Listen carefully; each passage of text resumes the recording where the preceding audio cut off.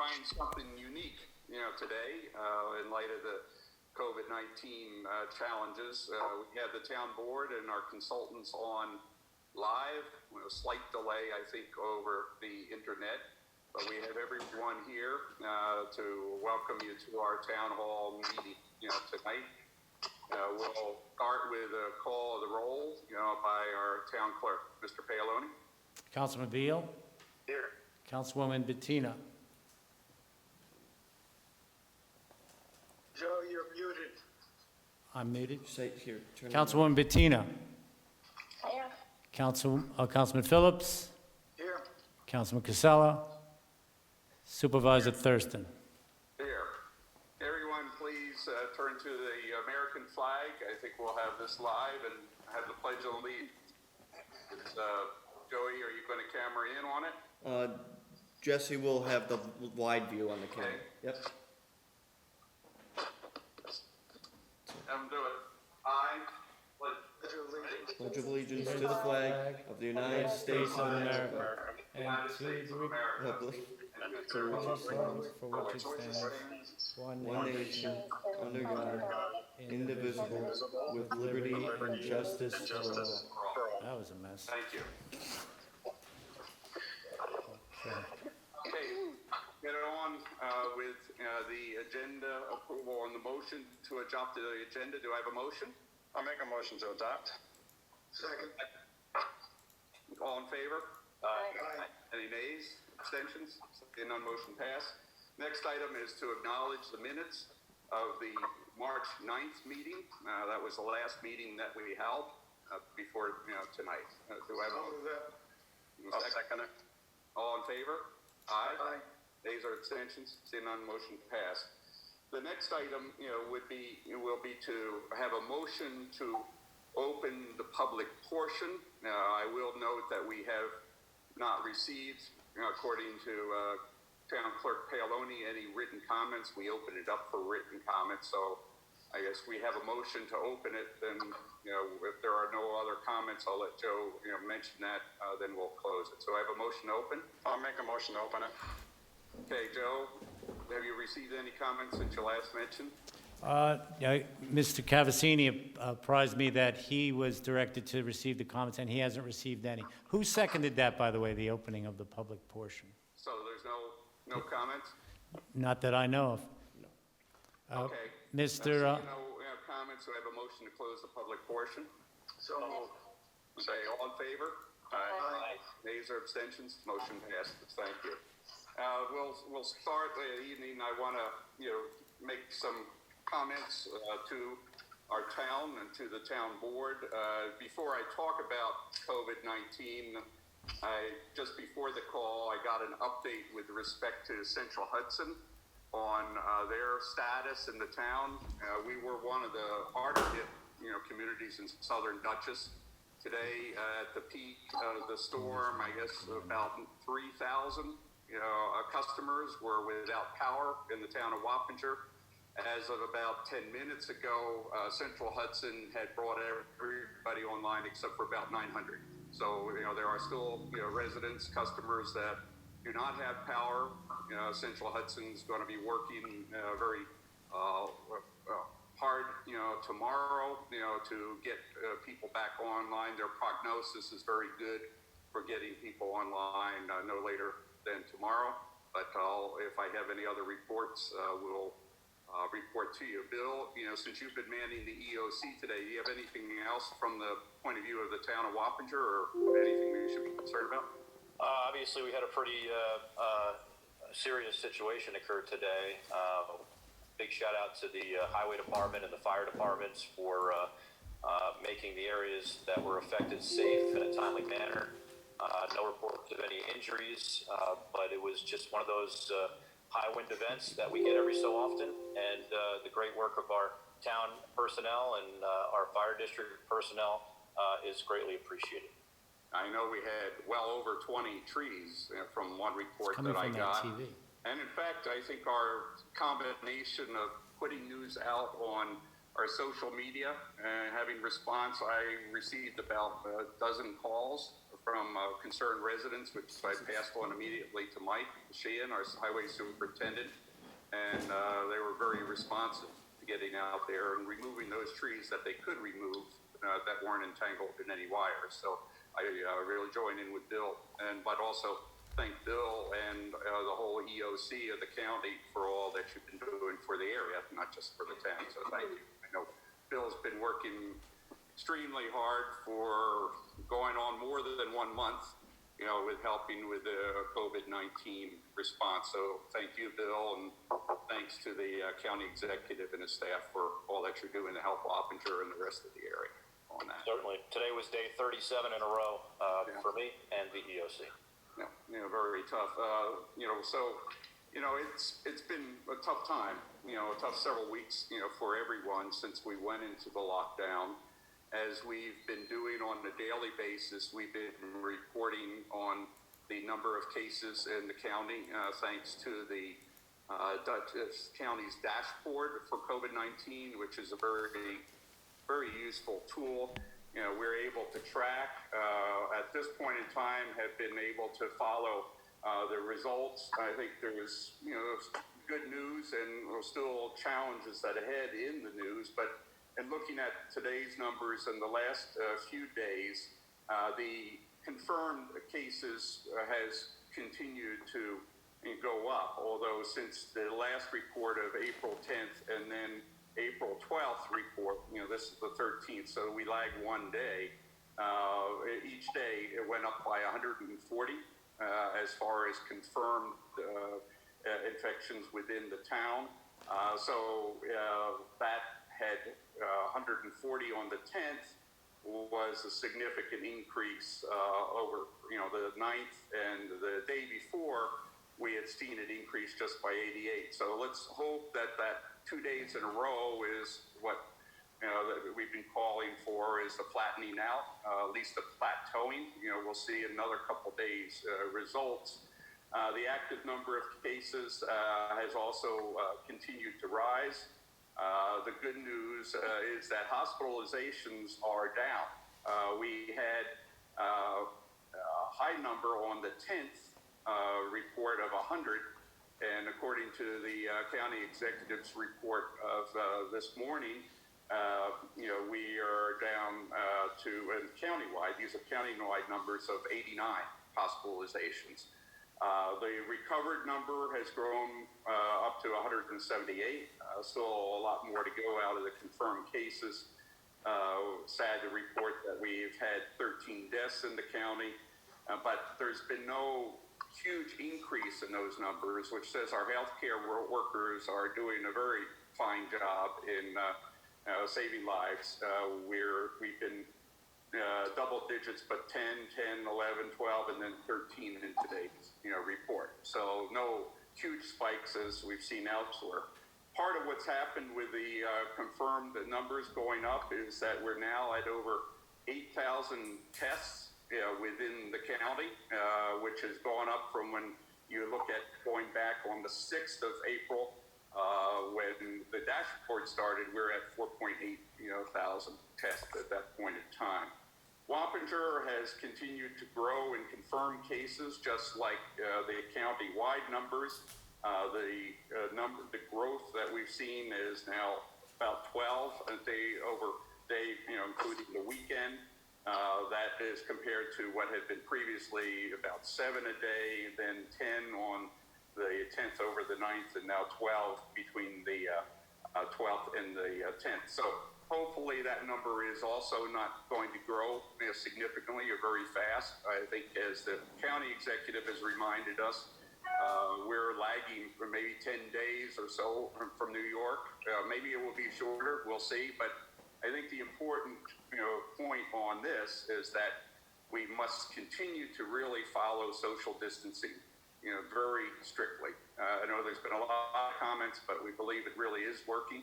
I think the county executive actually was a little bit out in the lead, and now the state has also given a directive to have everybody that goes out in the public wear a cloth mask, save the special surgical and N95 for our healthcare workers, but the cloth masks has been recommended. And then the county executive was starting with a regulation update as of last Friday that would require anybody working with the public, such as our food service providers, the Walmarts of the world, to wear masks and protective other PPE, such as glass or plastic between the residents that are using the services.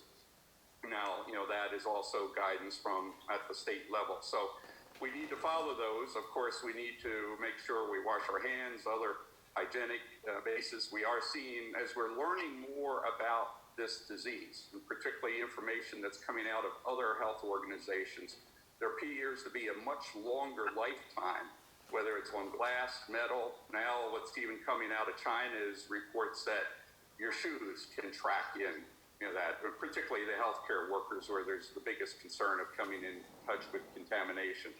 So, let's continue to follow that. From our point of view of the town, we've been maintaining very well the core services, for our community.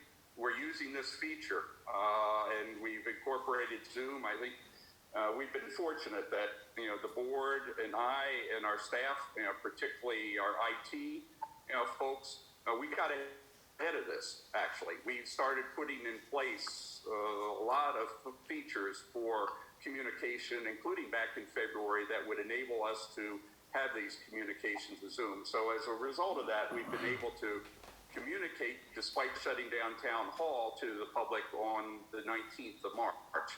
So that communication has been going on at multiple levels.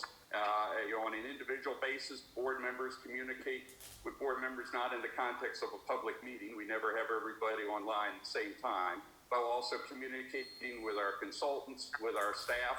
I hold at least a once weekly meeting with our directors, supervisors in the departments to keep in touch. And so that communication has been going extremely well. We have been maintaining fully operational our sewer and water services. There have been a couple of minor breaks, but Mike Trimper and his Camo Pollution has been maintaining it remarkably well and efficiently. We've even had meetings with the Tri-Municipal online, with other mayors and supervisors, and the county executive almost on a daily basis. All the town supervisors and mayors get together twice weekly for phone conversations. So we've been comparing notes, we've been exchanging ideas in order to help keep government at, it's really its finest, in especially times of significant need. The FaceTime, Zoom, which we're using right now, has been very, helpful, for us in communicating. Tonight, we'll hear a report in just a few minutes after I'm done speaking, from Frederick Owino, our controller. They're talking about the financial condition of the town. I'll save that for him to report on us. As of right now, I also want to mention to ease people's minds, based on the county executive's report earlier today, our hospitals are still below capacity, so we still have room if there should be a spike or a concern. And then there is a backup plan, which has already been prepared and trained and ready if that worst case should come, and we're keeping our fingers crossed that it does not come. As a reminder to our residents, both on our website and our social media pages, we talk a lot, provide up-to-date information as we get it from various organizations, so please resort to that. And also Dutchess County has a large amount of information as well. And so feel free to look at that and ask us any questions. All the councilmen and women have been receiving calls, emails, and responding very promptly. So I think you have the attention if we need it, and the ability to go and respond right away to problems that you had. Again, social distancing crucial. The face masks, which are cloth, based. We have a number of residents that are, actually making those at home. Washing your hands is very important. The county has started a program called Takeout Tuesday, for delivery, particularly curbside delivery from a variety of restaurants. That is information's available on the county website. And then Wappinger, the town, has also initiated, thanks to Randy Ross's efforts, what we're calling Thank You Thursday, where a number of our establishments have discounts or free offerings. So, please go to our social media and town website for that. So I'd like to, again, thank everyone on the call, for your patience. Thanks to the board members, our town staff and officials for all that you're doing. And it's really made this much less painful than it may have been. So thank you. Do the councilmen and women like to make any comment yourself? I'd just like to thank Bill and the rest of the county. They've been doing a great job, and Dick and the rest of the IT team. I mean, the updates online have been really good, and I thank you all for everything you're doing. You're very welcome. Just want to Go thank ahead. the supervisor. It's got to feel kind of lonely day to day. You're in a position that is unique at this point to the history of our town, where decisions have to be made on a daily basis in order to keep government moving. From a continuity of government standpoint, I think our town is doing a great job. And I just want to thank the supervisor for his leadership during this unprecedented time, and greatly appreciate you keeping us in the loop as often as you do, and allowing us to provide input on a daily basis. Thank you. Thank you. I'd also like to thank the supervisor and the rest of the team here. We've been doing a lot of emailing back and forth, keeping each other updated on things that are going on. I think it's been really good. It's like 6, 7, 8, 10 emails a day we're getting, so there's plenty of information out there, but it's important that we all know that and we're all on board. And it's great to see everybody working well together. Again, Dick, thank you very much for all your hard work. And Bill, same with you. I know you're doing a lot of work up on the county, and you don't always probably get the credit, but we know you're working behind the scenes and doing a great job, you and Mark Molinaro. So, again, thank you for everything you guys do. And, let's stay together here and keep talking. And I think that's going to help us out. And we're going to do fine. We're going to come out of this together. We're all going to be stronger, and we'll move forward. But thanks to the team on the phone for all their hard work and effort. And I I would just like want to say also that people need to understand that this is not over, and that we have to be diligent and keep our distance from everybody, check on your neighbors, but at the same time, we have to wear the mask. We just have to be careful, because this is by no means gone. Everybody's doing a great job, but we have to remind people, social distancing is a must. Stay home. That's the big thing. Stay home as much as you can. And thank you to everybody. We are all in this together. And I would like to add that I mentioned a little bit, but I want to emphasize it again, is that our consultants, particularly to Mood and CPL, Jim Horan, have been constantly, working with us, and we have a long list of projects, and they're working hard on those.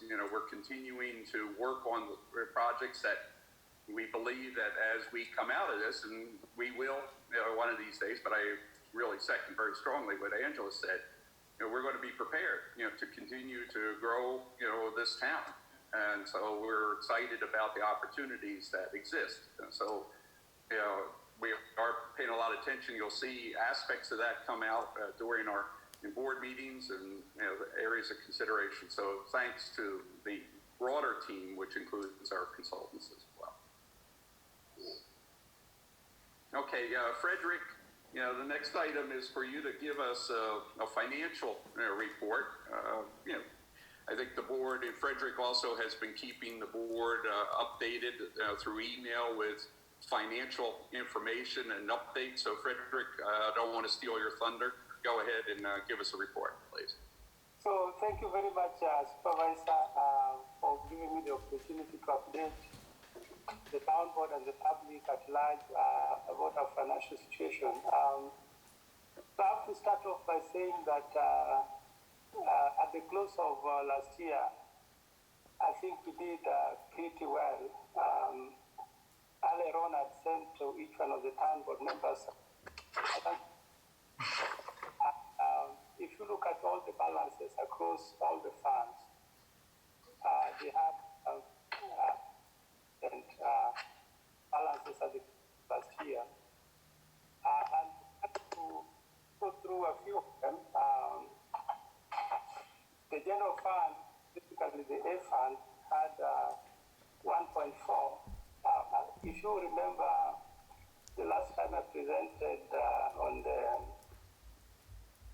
financials for the year ended 2019, I was a bit pessimistic, given that I didn't have all the information. So if you remember, the projected that we were likely to have about 750 more at most, or 500 to 750. But so far the indications are that we will be closer to at least 1 million at the close of 2019. Right now it's 1.4. But again, I'm just being cautious. I'm yet to have our auditors come in and look at our records. If you go to the General B Fund, we had 4.4 million, Highway 1.4 million, Water 2.2, Sewer 2.6, and the non-governmental 0.13 million. Then later on, I sent to each one of you our draft balance sheets for the month ending March of 2020.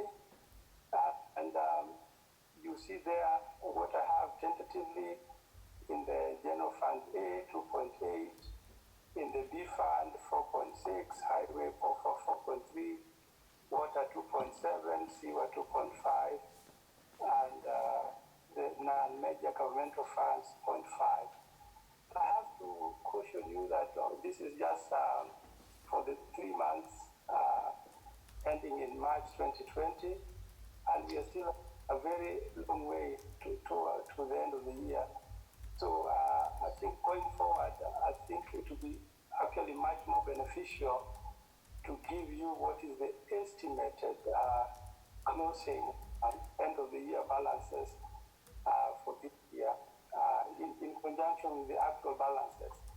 Because even though we know that we have received most of our revenues, especially the major portion of our revenues, real property taxes, we have received 100% of those, but the others are still coming in.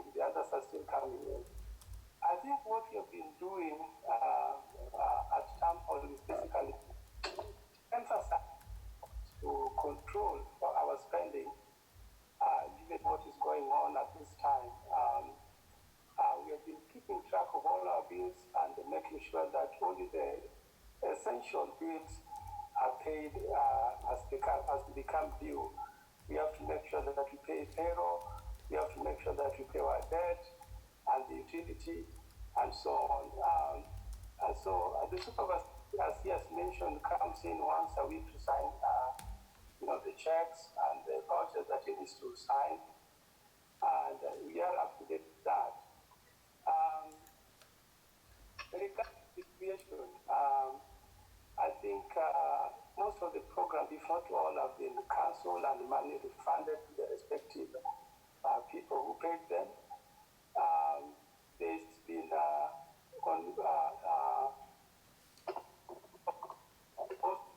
on other spendings, but I think concerning the engineering, we might likely see that going up because there's likely to be an increase in the projects that we, and as we are to help us in securing grants for those such projects. But I know programs are on hold and awaiting further town board guidance. Let me talk a bit about our revenue. Our main sources of revenues, apart from the property taxes, are the sales tax, mortgage tax, court fees and fines, rental of real property, franchise fee, building permits, planning board fees, sales fees, zoning fees, park and recreation charges. Given that we know that you're facing difficulties, everybody is county government, town governments, cities, even the United States government. From my point of view, we might see quite a bit of reduction, especially in sales tax, because most of the places are closed. Nobody, the malls are closed.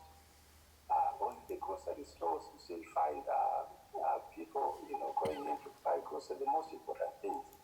So I don't know to how much we might see a reduction, but it could be as much as, 50%, 25%. It's very, very difficult to say, but I think we need to be prepared in the event that we see significant cut or reduction in sales tax. We also need to be prepared that where necessary. Mortgage tax is also likely to be subdued as people, most people now, so many people have lost their jobs. Very few people are refinancing on their mortgages. That's likely to be hit. Justice court fees and fines, very well our justice court is closed right now, so nothing is going on. So for the period of time that things are on hold, we are likely to see a reduction in the revenues coming in. But like I mentioned also earlier on, I was thrilled to find that for the year 2019, we had a significant increase in the sales tax, which came we had about 625,000 coming in. But of course, these two, that source of revenue went to the B fund and the DB funds. I think one of these days we may have to have a discussion with Jim to let us know how we can make use of these monies in the B and DB funds and the sales tax actually in the general townwide fund. Looking at the balance sheet at the end of March 31, 2020, like I said, it looks currently decent. I'm confident that if we continue our efforts to cut on our spending and on our revenue, we should be able to make the end of the year. So I'm not worried at all. And at this time, I just want to ask if any of the town board members have a question on any issue that they want to address or on the report that I sent earlier. So if you can ask a question, then you can address them. Yeah, certainly, I would have some questions. Right now, we are at a time where we don't know when the economy will be back to full strength, and that could be a long time. And this brings back memories of 2008 and 2009 for me. Relative to sales tax revenue, we are anticipating, you said, potentially a 50% sales tax, less than anticipated. Is that fair to say? Well, that's just my estimation. I mean, it's not based on anything, but I mean, these are hard times. Yeah, I would imagine. These are hard times. The way things are, it could go up to 50%. And then, obviously, that would be an issue that we need to be looking at. The other big one is mortgage tax revenue for A fund expenses. It's hard to tell where we're going to land on these revenue projections. Not to mention the justice court fees that you mentioned, since we're basically shut down at this point. So, at this moment in time, I understand we do have some fund balance available, and I would say this is why we've tried to maintain fund balance, so that if we had a situation like this, we would have a little bit of a cushion to help us get through a situation like this. But that being said, I personally believe that we need to take a close look at any capital spending that's on the table here, at least for the next quarter, and we really need to evaluate if it's something we need to do versus something we want to do. And I'm talking about even relative to paving. We need to look at these items. I believe that we could be facing a real deficit based on not knowing what quarter we're going to start seeing revenue stream again. Has the state even mentioned anything about CHIPS money? Do you know? Because they seem to be freezing everything. You know anything? Have you heard anything, Jim? The CHIPS money was allocated in the budget. Right. However, there's a caveat that's been in the budget that says, in essence, the governor has the right to revisit the budget based on future revenues. So the spending is appropriated for the year, but it's not set in stone. Right. So In addition, there was appropriations for Pave New York and emergency weather-related repairs. And that poses a the CHIPS money itself is a redistribution of federal highway money. So that's not necessarily out of this. While it comes from the state, it ultimately starts at the federal level. The Pave New York and the EWR are state programs, which, for our purposes, probably amount to, I would say, ballpark about $40,000 to $50,000 for those two programs. And right now they're in the budget, but that's subject to change. With respect to the sales tax revenue, one school of thought is once the economy comes back and people get out and the stores are open, there will be a pent-up demand. So you'll see some levels of sales spending and sales tax revenue that would be higher than average. I know back in 2008, 2009, you also had the stimulus program for the automakers, which resulted in actually, I think in 2009 or 2010, a fairly high sales tax because there were larger ticket items. So it's very challenging from that point of view. On the mortgage tax revenue side, the banks and mortgage companies are considered to be financial essential services. So mortgages have been going through, refinances have been going through to the level. Frederick makes a good point, though. The number of people who are now shopping for new homes is probably reduced based on economic concerns. But again, anything that's in the process now, anything that was in the pipeline from a mortgage point of view, is proceeding to closing right now. Jim, can Go ahead. if I can just say, Jim, the problem that I fear here is I hope, just as you do, that sales tax is going to come back. But we're already 3 months behind now. So potentially the sales tax could come back in the next fiscal year for us, which could. Exactly. Same thing with the Justice Court revenue. I mean, by the time the court reopens, you're going to see quite a delay. So, you're probably going to see a good chunk of what would have been 2020 revenues in 2021. I agree. That's the big lag. You're really looking at probably a 2 to 3 month hole in the middle of this fiscal year, at least. On the upside, the town's tax revenues from the town tax bill probably has been nearly collected for the most part. So, that's the upside. School districts are going to have a big challenge come September because of the way the tax bills are going to be sent out, because there's a question basically from the assessment tax assessment and tax levy process. May 1st is the deadline to have the assessment roll in.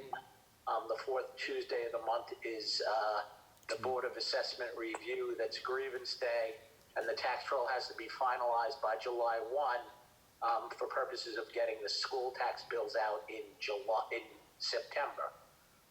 The problem is if that's delayed 2 months, there may not be a tax roll in place to send out the school tax bill in September.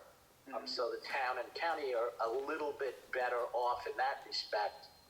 There's been some discussion as to whether or not last year's tax roll will be used for the 2020 school tax bill. So that's, the real property tax assessment process now is in a very precarious position because of the deadlines that are quickly approaching.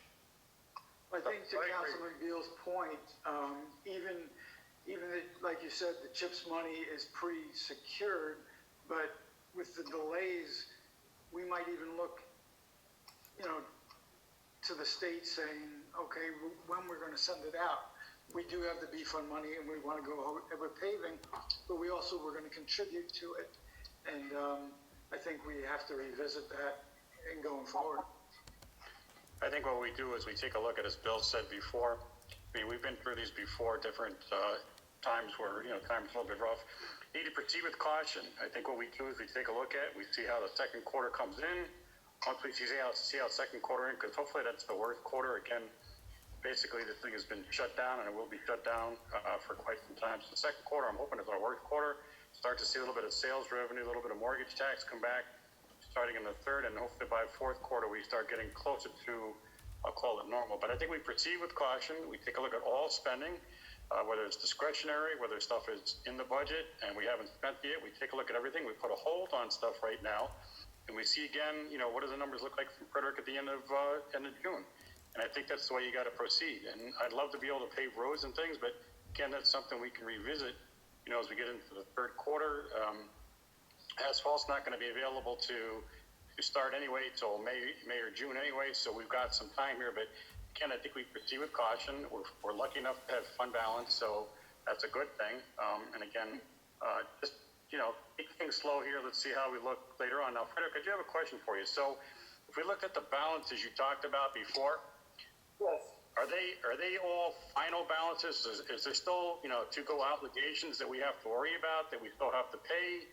How solid are those final numbers, or kind of final numbers that you gave us before? Because if we're pretty close to final, they're fund balance is in really good shape actually. So again, not that you want to spend the money, again you want to proceed with caution.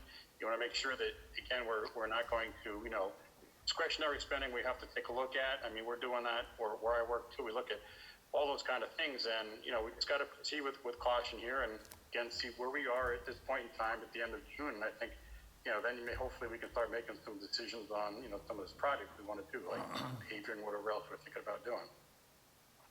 I think we have to be careful. As the board members have said, we just have to be careful and see how things go. And hopefully we'll come out of this, and we'll come out of this in good shape.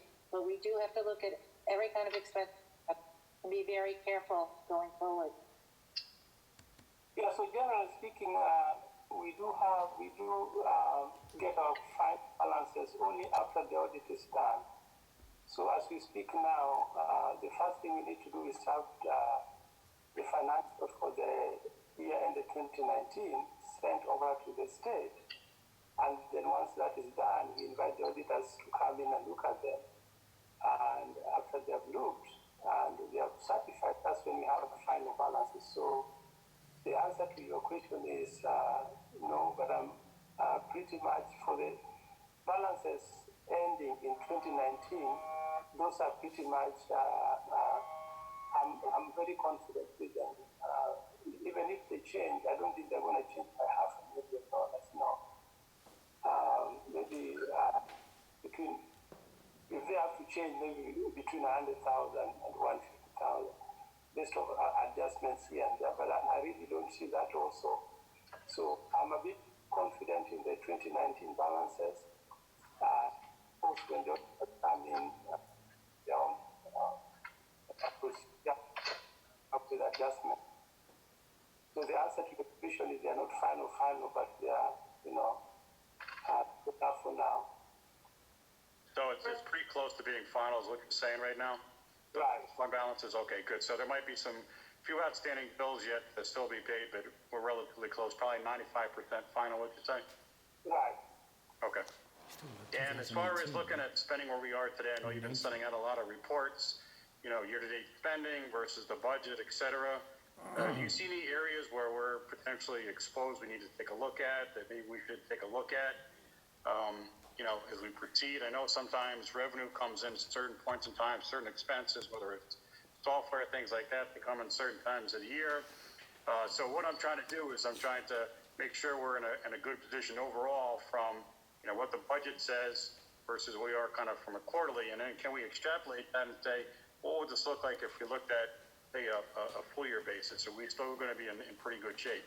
Again, understanding that revenue is going to be down significantly for sales tax, mortgage tax, court fees, things like that. Do you have a feel for that?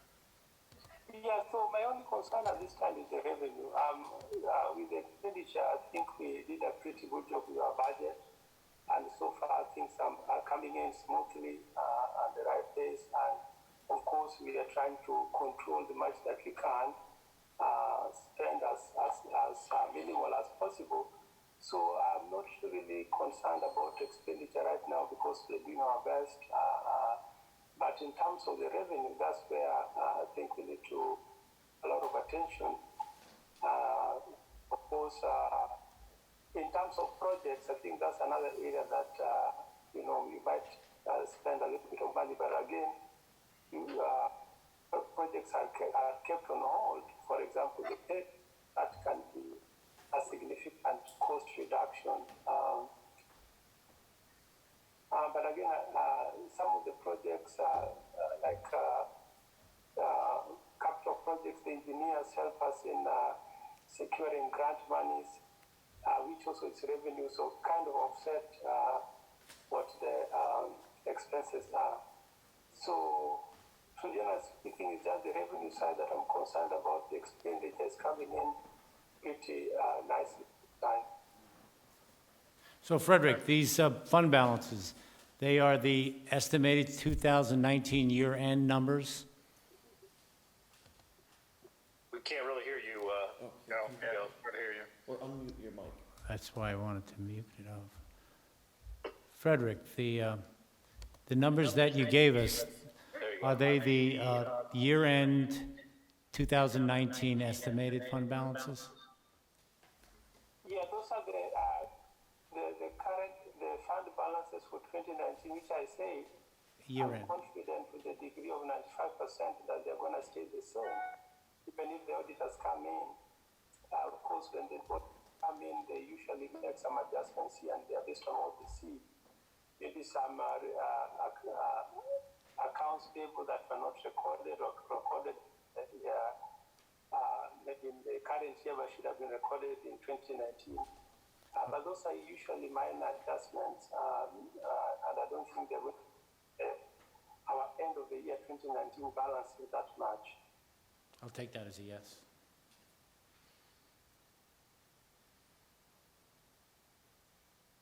Frederick, you said you could put together some projected year 2020 year ending numbers.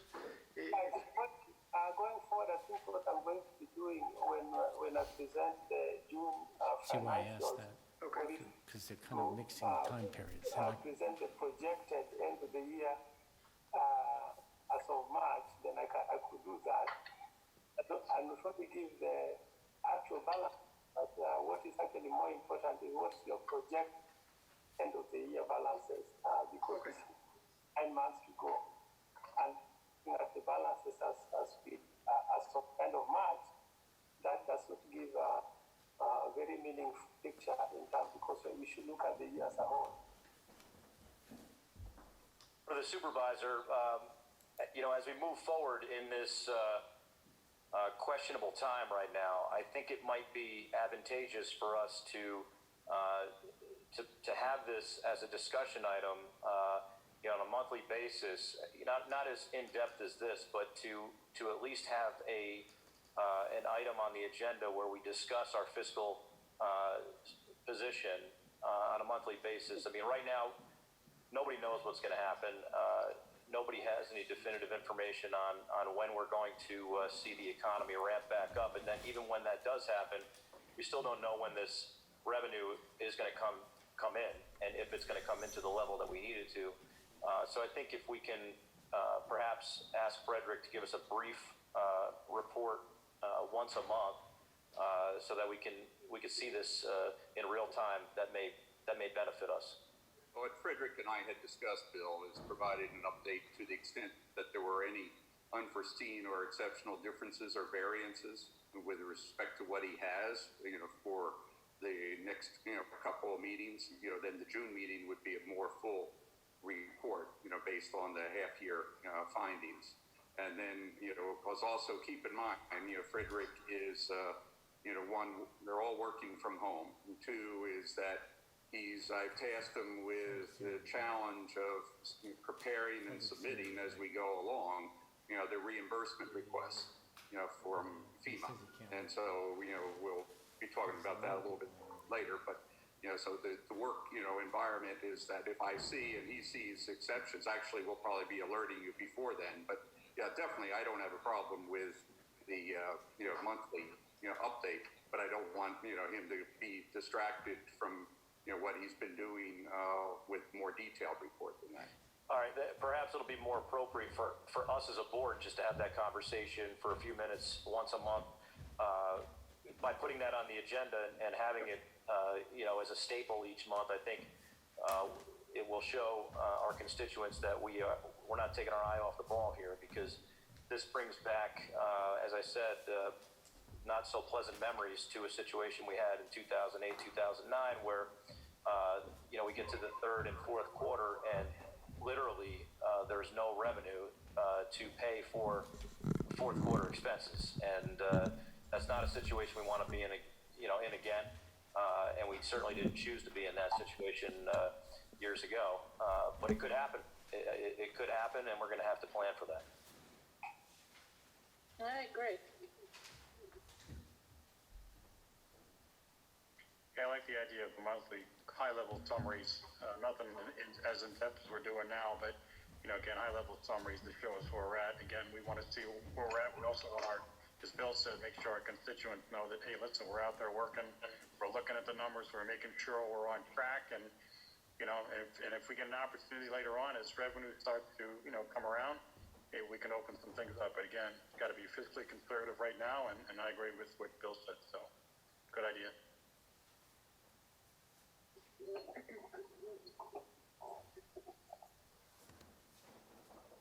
Any other comments on the financial aspect of Frederick's report? Just thank you, Frederick. Yes, thank you, Frederick. Appreciate it. Thank you very much. Thank you, Frederick. Okay, very good. Thank you. We'll move on to Jessica. Will provide us an overview of what we've done and the current thinking, which is actually consistent with what Frederick just reported. Okay, so as most of you know, this was going to be our most jam-packed spring with new events and activities and things, and of course the majority of that is put on hold for the foreseeable future. So we had our 5K that had to be postponed, the powwow that Connie Smith had been working on postponed, the Pet Expo postponed. Financially, our two biggest hits are the fact that we had to cancel our gymnastics program, which is our largest program, and we're in the process of issuing refunds to everybody. That's been 140 something refunds that we've had to issue. Our tennis program is on hold. We do spring and summer tennis. So right now, spring is a no-go. Things that are starting later off in the summer, we're keeping an eye on it. We don't want to call those off, especially those smaller programs where it's about 15, 20 kids, which brings us to the beast of a program that we do have for the summer, which is summer camp. Now, the initial guidance was that no permits were being issued. That is still the guidance, but right now they've got an end date on the ban for summer camp of May 30th. So what the county is requesting that everyone does is please submit your paperwork as usual, as if you were going to open up summer camp on schedule. We do plan to do that. Jessica, I'll interrupt. That's not exactly what the county executive says. I'm sorry. But as I communicated with you and went through that report, he is targeted that date, but he's not saying, that we're going to be able to open up. He said, if you want to get in the applications, you can and get ahead of the time. But, Marcus is not saying we're going to open up and we're going to have summer camp. He's made it pretty clear in our discussions. No, and I don't mean to imply that. I'm going through the current statement that they have made, and what we're going to do going forward. So we're planning to, as the county requested, submit our application as if everything were to be happening on schedule. They've requested that from a paperwork point of view, so that if something were to change, all of the paperwork is in place, ready to go. So the odds of that happening are pretty slim at this point, because summer camp would be scheduled to start the Monday after school ends. So the odds of that program opening up on time are practically none at this point. You'll see what a lot of places are doing, which is what we are planning to do from a financial standpoint, is allowing people to register now, pay later. This is kind of happening in municipalities across the board, which what it does is it allows people to get their information in to us so that we can keep them apprised of what will be happening. So whether that is a delayed start, okay, something that would be opening up towards the middle of summer, or an abbreviated program that would be limited more so by the numbers. So instead of having 130 kids, it could be less, things like that. So what we are doing is submitting that paperwork, and the challenges that we're going to have are the original, with the original announcement, we told our camp staff that there was no camp, and that, to seek other employment. So staffing is something that may be an issue for us going forward with this program. But other than that, we have in place what's going to happen based on how this progresses. So on the 1 in a million chance things were to open on time, the paperwork's there. If we're opening later, we have everyone's contact information through Register Now, Pay Later, to keep everybody on top of what's going on. And then if for some reason we're allowed to have no camp whatsoever, even in a modified form or late opening, that we will be in communication with those families. In terms of our other programs for the summer, like I said, they're smaller.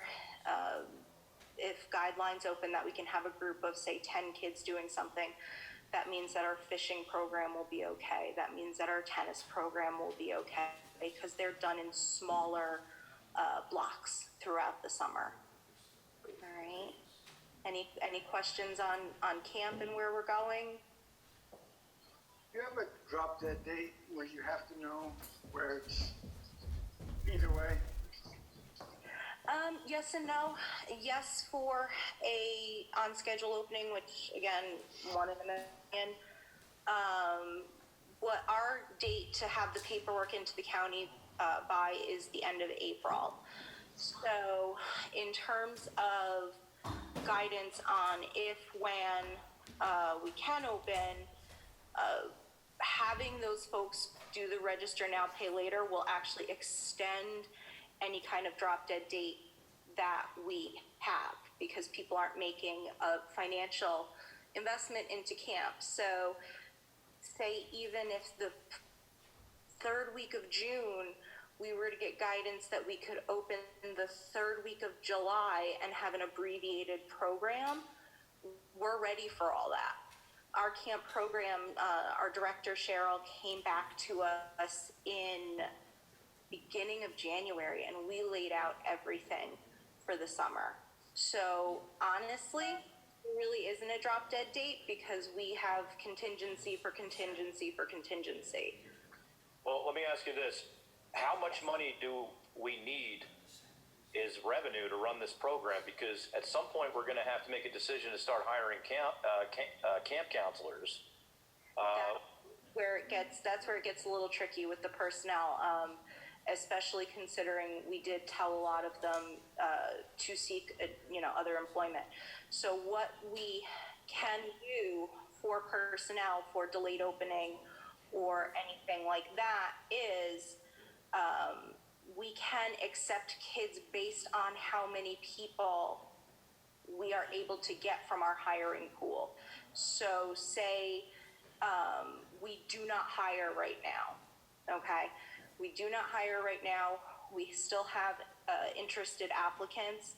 It's a 12-to-1 ratio. So if the end of June, we're told we can open in July, and we can have 7 counselors who are still interested in working for us, to balance the expense and the revenue of it, we will only take enough kids for that staffing ratio.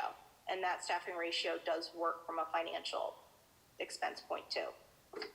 I'm wondering the feasibility of running this program. If we don't have a specific plan in place to pull the trigger to hire people, I have reservations about putting us in a situation where we're going to be losing, a significant amount of money that we don't have. So that's my thought, and perhaps, it's April now, so perhaps this is premature to have this conversation. We should wait, a few weeks and see where we're at. But I don't want to be in a situation where we're trying to put a program on that is not, running at full capacity or not running anywhere near full capacity, and still have the overhead to try to pay people when we don't have the money. And that's the sliding scale of it, of as we know how many people are still going to be coming in, we would only hire appropriately for that, so we wouldn't overhire. Again, the odds of camp opening up at all this summer, okay, are very slim, because you have to understand these are close quarters. It's a lot of kids, or not a lot of kids, depending on how we register. But the worst thing that could happen if you try to open a summer camp program is you open it and then have to close it again.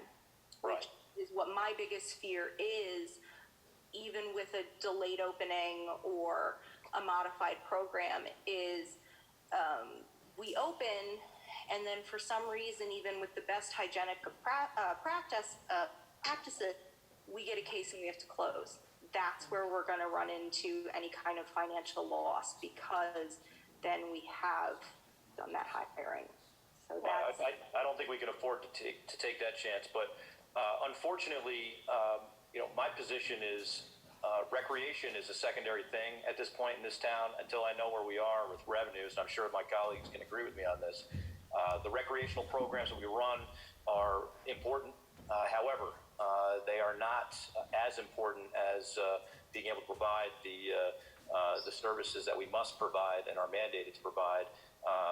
And until we have a better idea of where we stand fiscally, I think I think we're doing the right thing. We're evaluating each program and each variable that exists, but I think we do need to keep things in in perspective that we may not be able to do many of the things that we have done on a normal year. And I agree, Bill. I mean, that's really the approach that I've been taking, as we've discussed, and I think that, I told Jessica I have no problem if she wants to file the paperwork if it's already done, but beyond that, I think it's too iffy at this point in time, and I agree with everyone. We need to revisit this. I agree. I think we have to keep our eye on the expenses. We got to keep our eye on what we are going to offer our residents and what we can do. That's very important. And what's nice about the smaller programs, the fishing, the tennis, the things like that, is they always run at cost no matter what. If they're not going to run at cost, we don't have them. So the financial impact of holding those versus not holding those is something that can be made as we see the registration, because there is also the possibility of people not feeling comfortable coming out so soon and engaging in these kinds of activities, which I understand completely. So. Okay, Community Day, Jessica. Community Day, yes. All right. Community Day, as we know, was slated to be the middle of July. I think we, through emails and things like that, have come to the consensus that that is not something that's really feasible to put on in July. Now, knowing that we don't know when this is going to end, we don't know the comfort level of the public once this does end to come out on the scale that we would like them to come out in the month of July. And then we also have major concern over the, people are going through a lot of financial issues right now, being able to come out and come to a carnival and things like that. Are they going to have the disposable income to spend on something like that? And the answer that we came up with email is probably not. They're not going to have that. So pushing forward further, we had in this year's budget worked out to have a harvest festival in the beginning of October at Carnwath. I think that myself and when we were all speaking through email, we all feel a little more comfortable putting something into more of a solid plan in October than we would in July. And the format of this event does allow us to start to incorporate back in things that have been postponed due to the situation happening now. So this Harvest Fest could have aspects of the powwow that Connie and myself are working on.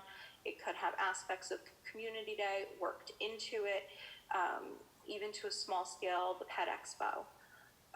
We could work a lot of those things into that as a nice fall event.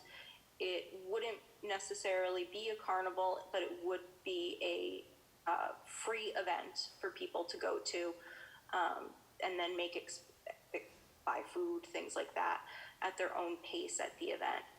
Now, this Harvest Fest is something that's been on the table and trying to get going for probably about 2 or 3 years now, and this was going to be the first year we're doing it. So having that October event does offer us a unique opportunity to condense everything that we're losing into something that's going to be pretty phenomenal. I think this falls in the same category that Bill was talking about before, where we take a look at, things like summer camp, et cetera. This is one of those things we take a look at again. You want to make sure you provide the essential services for the residents. I'd love to have a community day. Maybe the harvest event is an opportunity for something for us to do, but again, we got to look at our expenses and see where we are. And again, at the end of the second quarter, we'll have hopefully a better picture of where we're going to be. But again, I think we want to hold off and see where we're going to be at that point in time, and then make a decision. And again, maybe that's the thing where, as you said, it's low cost to have the Harvest Fest, which I think is a good idea if we can do it. But again, I think we just need to wait a little bit longer before we pull the trigger on that stuff. And in terms of expenditures in the recreation department as of now, okay, we have had a lot of money that is left in our budget lines due to a lot of these cancellations.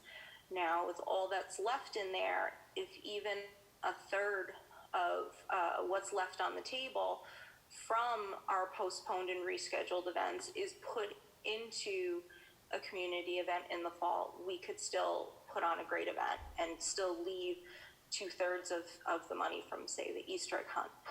Memorial Day, as we know, is currently on the fence. The Pet Expo, the 5K, all those kinds of things.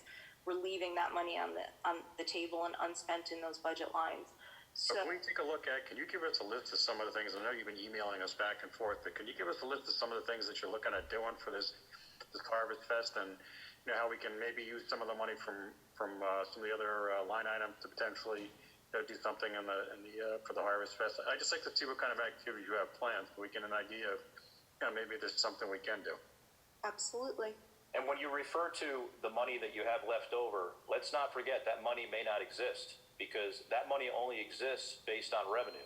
So the numbers you see on your budget are basically numbers on a piece of paper with no revenues. Those numbers don't exist. So I appreciate you looking forward and being optimistic, which I'd like to be optimistic as well. However, we also need to weigh operational expenses versus recreational expenses. And I mean, in a perfect world, I would love to have some sort of celebratory event when this is over in the fall. I would love to bring the community together.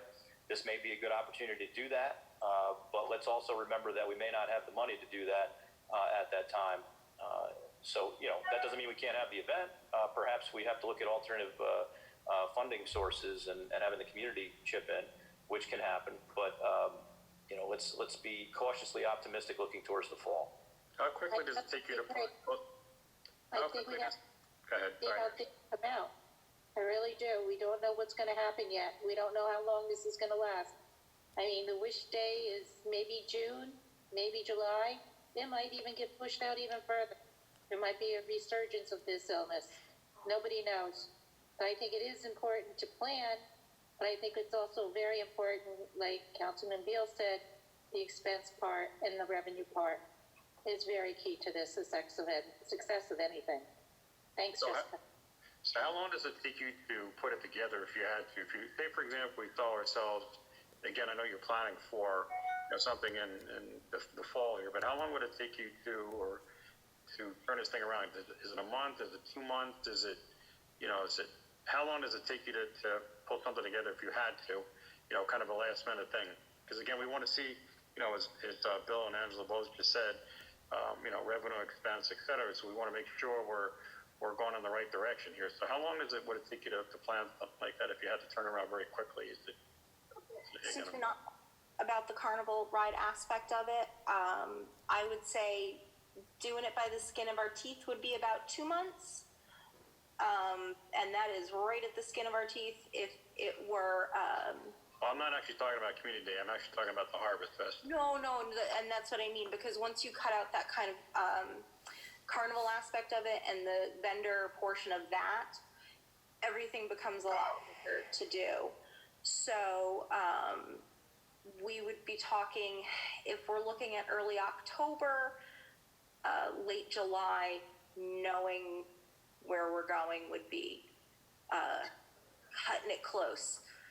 Okay. I could do it. I could make it work. Okay, good to know. Thank you. Anything else, Jessica?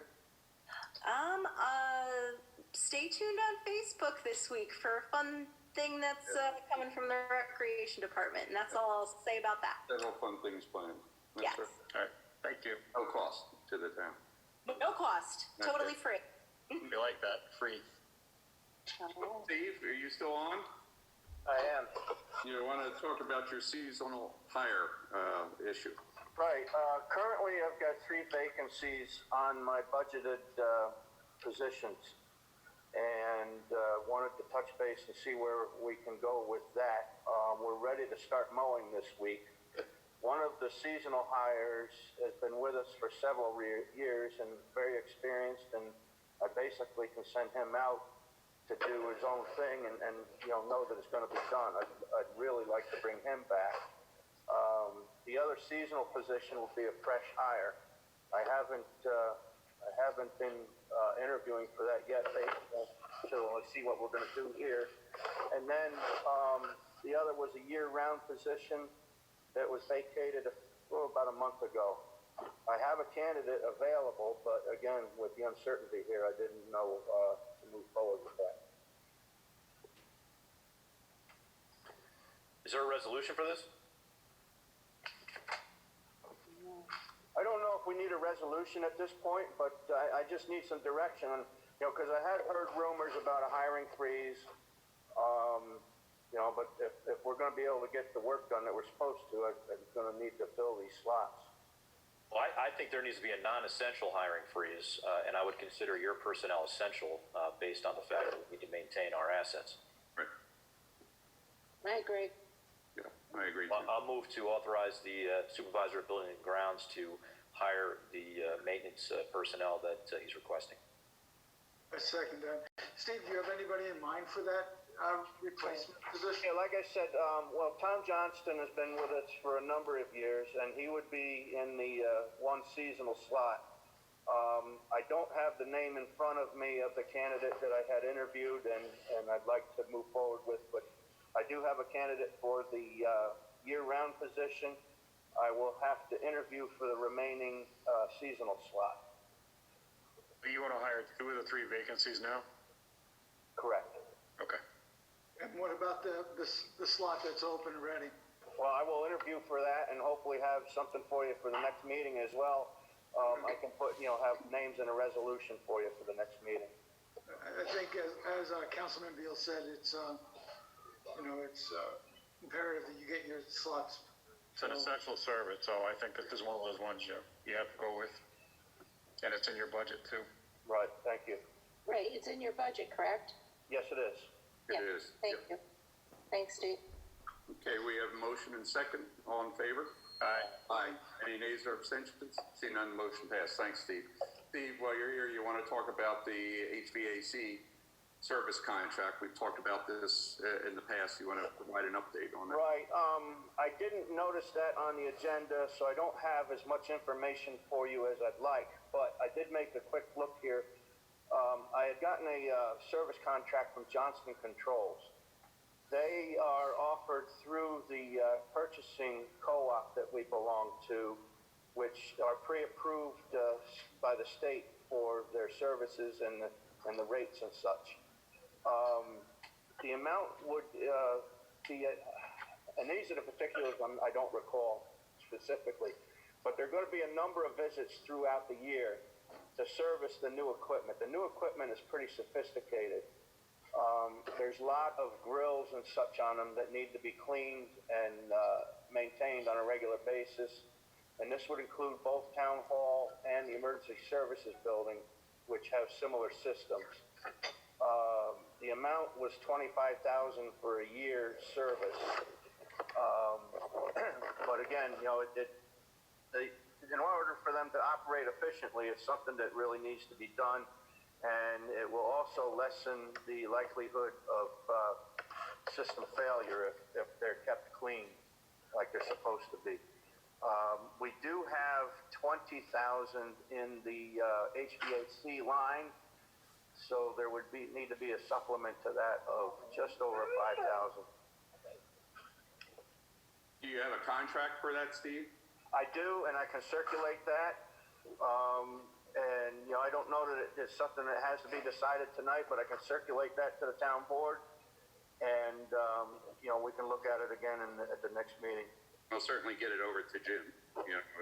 Don't we have a service contract today, though, Steve? I mean, we had the system put in. Don't we get like a year's worth of service as part of the installation charge? Typically, when you get a new system, again, this applies to a number of things. But anytime we get tooling in or whatever, we get a service contract for a year that's part of the maintenance. So didn't we get that? I mean, the system was... I'll look into that. I know we're getting a warranty, but as far as the servicing goes, I don't know if that was included in the work contract. We should just take a look at that before we go out and spend, $20,000 or $25,000, because if it's included this year, hopefully the picture looks better next year, and certainly you want to probably sign up for something like that. But if this is already included in the package that we paid for already, if it was an expensive system, we should look at that. As I recall, Al, from our previous discussions on this, there was not a service contract there. We've talked to the board before last year about that. It was only a warranty, but certainly Steve and Jim can look at that to see if there was one in there. Yeah, just to double check before, again, we have, to spend the money. Cool. This is a $25,000 a year contract? Correct. And I think they have given us a 3-year freeze on that number. All right, and my question would be for Jim relative to procurement. Is this something that we need to go out, and get bids on? Steve mentioned that it's through the procurement consortium, so in essence, it's treated like a state bid. Okay. So it's considered to be the lowest responsible bidder. It's like buying off a county contract.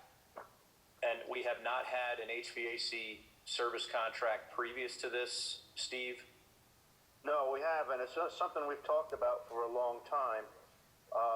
And again, this new system is very sophisticated compared to what we had in the past. That just sounds expensive to me. But I'll definitely take a look at it and, see which direction we should go. But what concerns me, Jim, is we're only going to see one contract. We're only going to see one proposal here. Well, I mean, there may be other proposals on, in the consortium as well. The other thing too, I'd like to look at is what the warranty requirements are. Typically you want to make sure that whoever the servicing, who's doing the servicing work, is recognized by the manufacturer. You don't want to be in a situation where you're going to void any warranties. Right, exactly. The other thing too is I guess the HVAC system over in ESB building probably now, Steve, what's that, 2 years? Yeah, that's out of warranty over there. So, I mean, there's different warranties. In that situation, I believe that, there was a requirement for the installer to put in a 1 year, or at least a 1 year, and then for installation, and then the parts and the equipment itself have individual warranties based on the manufacturer. And to put this in perspective, between the two buildings, you're looking at close to $3 million in equipment. Okay. And that contract would cover both buildings, Steve? That's correct, yes. Oh, okay. All right. I mean, the other thing too is it probably will also include any kind of, Freon. I assume, Steve, it covers, Freon or anything like that. Does that cover, whatever consumables would be used under the contract? I'm going to have to look at the details on it again. I glanced over it quickly, and I can't say for certain if that is or is not, but I know that the pressures are going to be tested, and that's something that needs to be monitored, Yes. on occasion.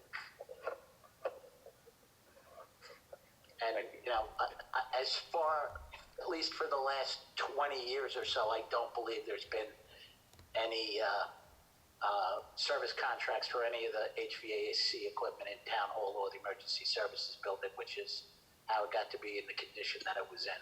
You're right, Jim. I couldn't find anything, and that's when we were talking about it before. That was one of the key issues that we wanted to make sure.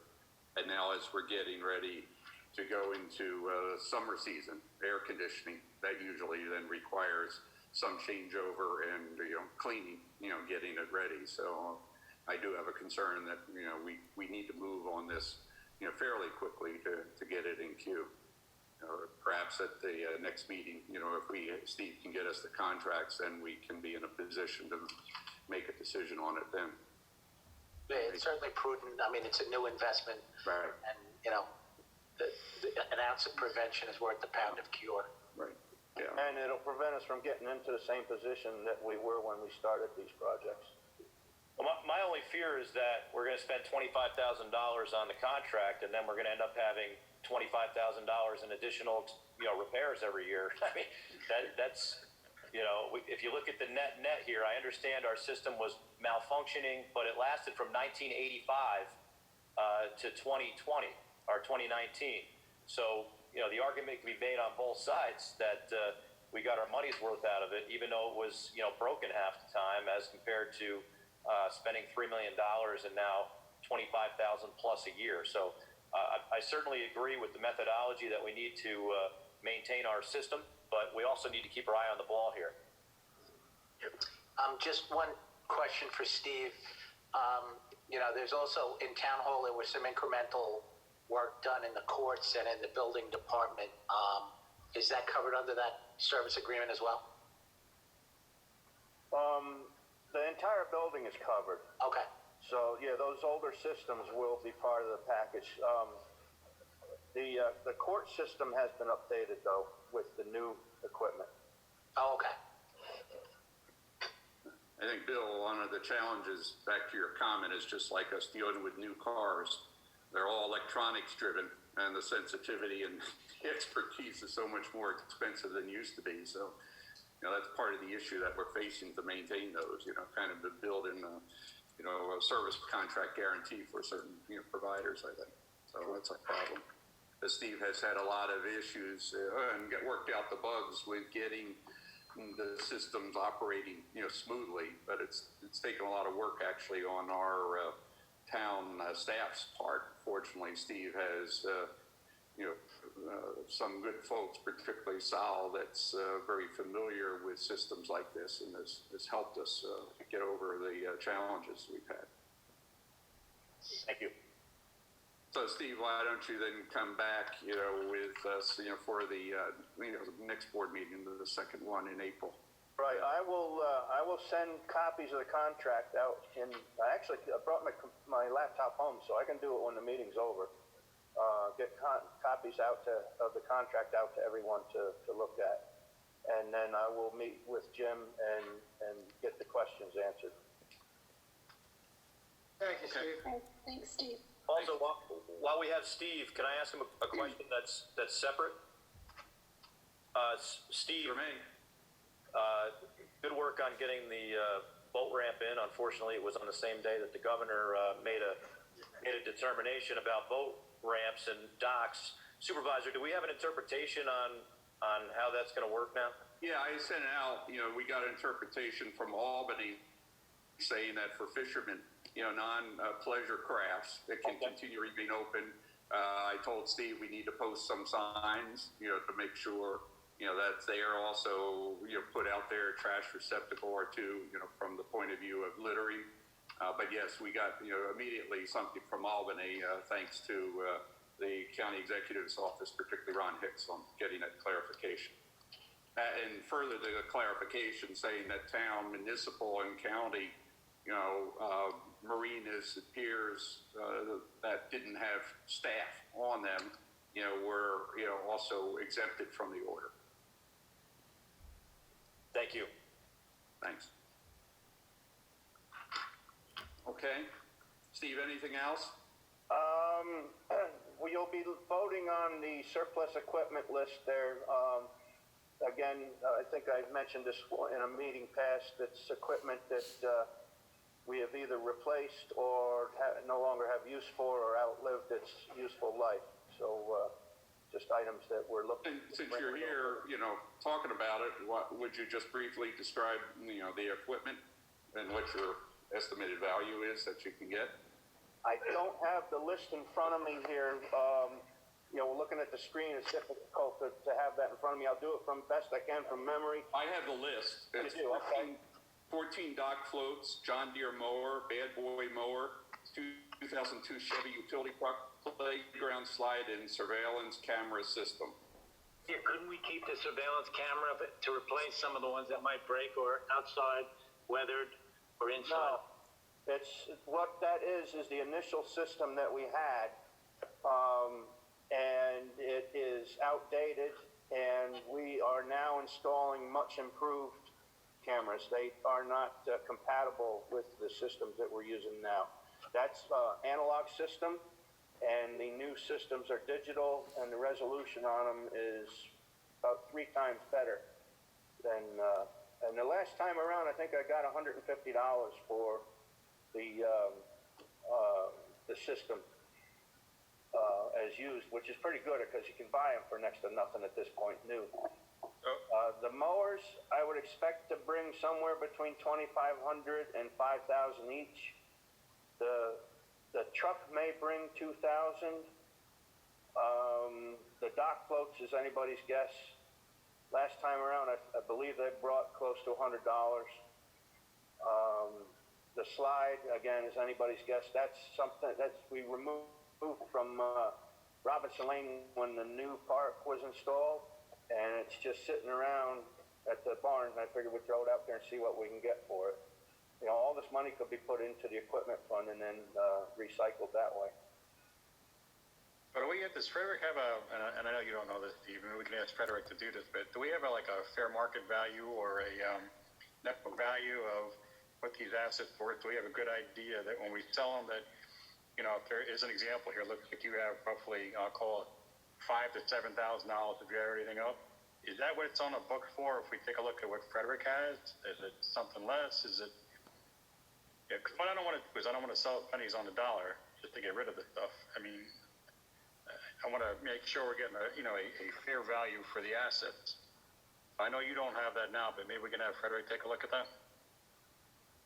Well, when it comes to getting rid of surplus equipment, it's pretty much at the point where it's not of any value to us, which is why we're releasing it. Anything that we get for it at this stage is, you know, money in the bank versus. I'm looking at just the two mowers alone. You said between $2,500 and $5,000 a piece. You know, that's some pretty decent money. I mean, I know they were, you know, at the time of purchase, probably a lot more money, but, you know, is that $2,500 to $5,000 still? Again, I know. That's my estimate based on my knowledge of the market right now. Okay. You know, it's when you put something out to auction, it's anybody's bet. You know, on what you're going to get back. It's a crapshoot, but you know, based on our past results and what I know about the market on these machines, I'm guesstimating that's, you know, where they're going to fall. I might be way off. I don't know. Is there a practice for these sort of auctions for like minimum bidding or something like that? I don't know, Jim. Is there? You could set a reserve on these items, you know, for a minimum bid, but it's frowned upon by both the auctioneer and it lessens your chance of being able to sell them. Once the bidding gets going on them, sometimes they really take off. You know, I've had some machines go here in the past that went for close to $10,000, which was way beyond the market value and what I expected to get for them. My only question is whether or not at this point in time there's really any market, you know, for that's something with this low balls on it, right? That's exactly where I'm going, Dan. How are you going to bid? You know, will be digital, and you know, who knows, you know, what it might be. So it might not be the best of time to do it. I don't have a problem with resolution, and you know, maybe authorizing Steve if he sees, you know, the opportunity break loose, right? You know, but you know, I would, you know, urge Steve to seriously consider the timing of it, because my guess is. So from a legal point of view, as far as disposing of surplus equipment, you're not limited to an auction. You can sell it through a private sale. Okay. You can trade it for other equipment. You can trade it in on new equipment. So, you know, it's very flexible. One of the things that you have to look at is what are the costs of storing it and maintaining it, to the extent you've got, you know, new equipment that you want to put in a barn and the old equipment is in the way. You know, what do you do with the old equipment if it sits around for a long period of time? You know, it may degrade over time. So, you know, basically the town board, their authority is to just deem it as surplus equipment and authorize, in essence, the disposition of the asset in a way that gets the most value to the town. You know, whether the resolution, I believe, provides that you could set a reserve bid. However, you know, you don't necessarily need to do that. Steve, is this going through the county or is this going through Absolute? I guess does the Yeah, absolutely. And they always, I do have the option at the end of the auction of whether or not to accept the bids. Right. I mean, that's the other issue too, is it's, the bid, whatever the final bid price is, we don't have to, accept it. It's not, it's not absolute. So, if it's sold for, doesn't seem to be a lot of money, you can just take it off the bid. So. I think, Jim, And Jim did mention something that I was gonna mention myself, that, when we hold on to these machines and they're not being used, then they tend to fall in disrepair just from sitting idle and, lose value in that respect. Yeah, Jim, your resolution adequately gives flexibility to Steve, in all respects there, sections 2 and 3 of it. Yeah, I mean, the resolution as drafted says, Town Board hereby authorizes the supervisor of building and grounds to sell the surplus equipment in a manner that will obtain the best possible price, which includes public auction, trade-in, or a private sale for value. So. Right. And we did try the trade-in route, but they weren't interested in our stuff. Yeah. And he can set a minimum bid as well, you provided in there too, Jim, so. I would say that that's covered, and I think that, we could leave the discretion to Steve on timing. Looks like, but if he sees a good opportunity, between now and next board meeting or so, then I think it's still worthwhile passing the resolution when we get to that. At least that's my recommendation. Okay, any other comments, Steve, you think? We've been pretty busy keeping up with all the directives handed down, and we still are waiting on a couple signs to come in, and we're going to go around and take care of that. And like I said, planning to start the mowing operation later in the week.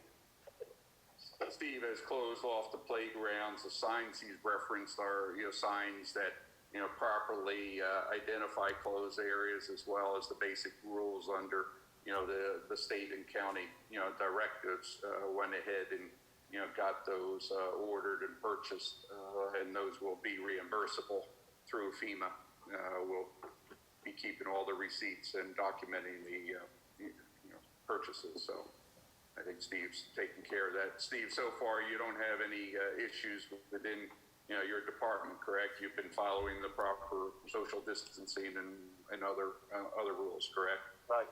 And wiping down everything. So also I mentioned that Pete in town hall, staff, worked very hard. He's been maintaining the wipe downs, the sanitation of town hall, on a daily, regular, basis. So as properly going through it, so that we don't have any concern as people may, in fact, have something on their hands or the shoes. So that's been regularly attended to.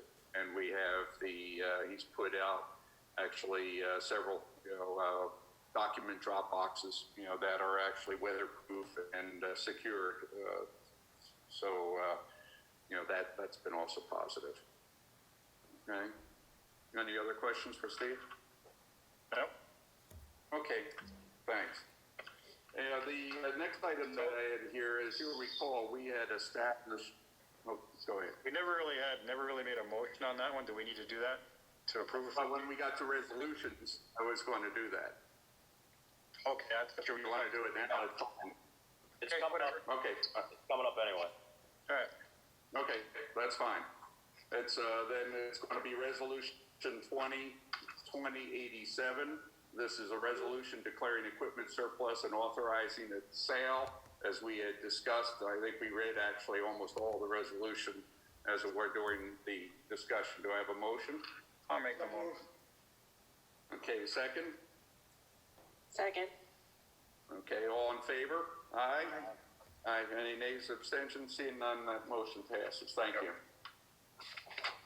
The next item is discussion about the Victory Garden, what I'm calling it. We can call it different things, but as you recall, we had established a garden plot of about an acre out at Carnleth, and that was tilled to break the sod, and also fence was put around it.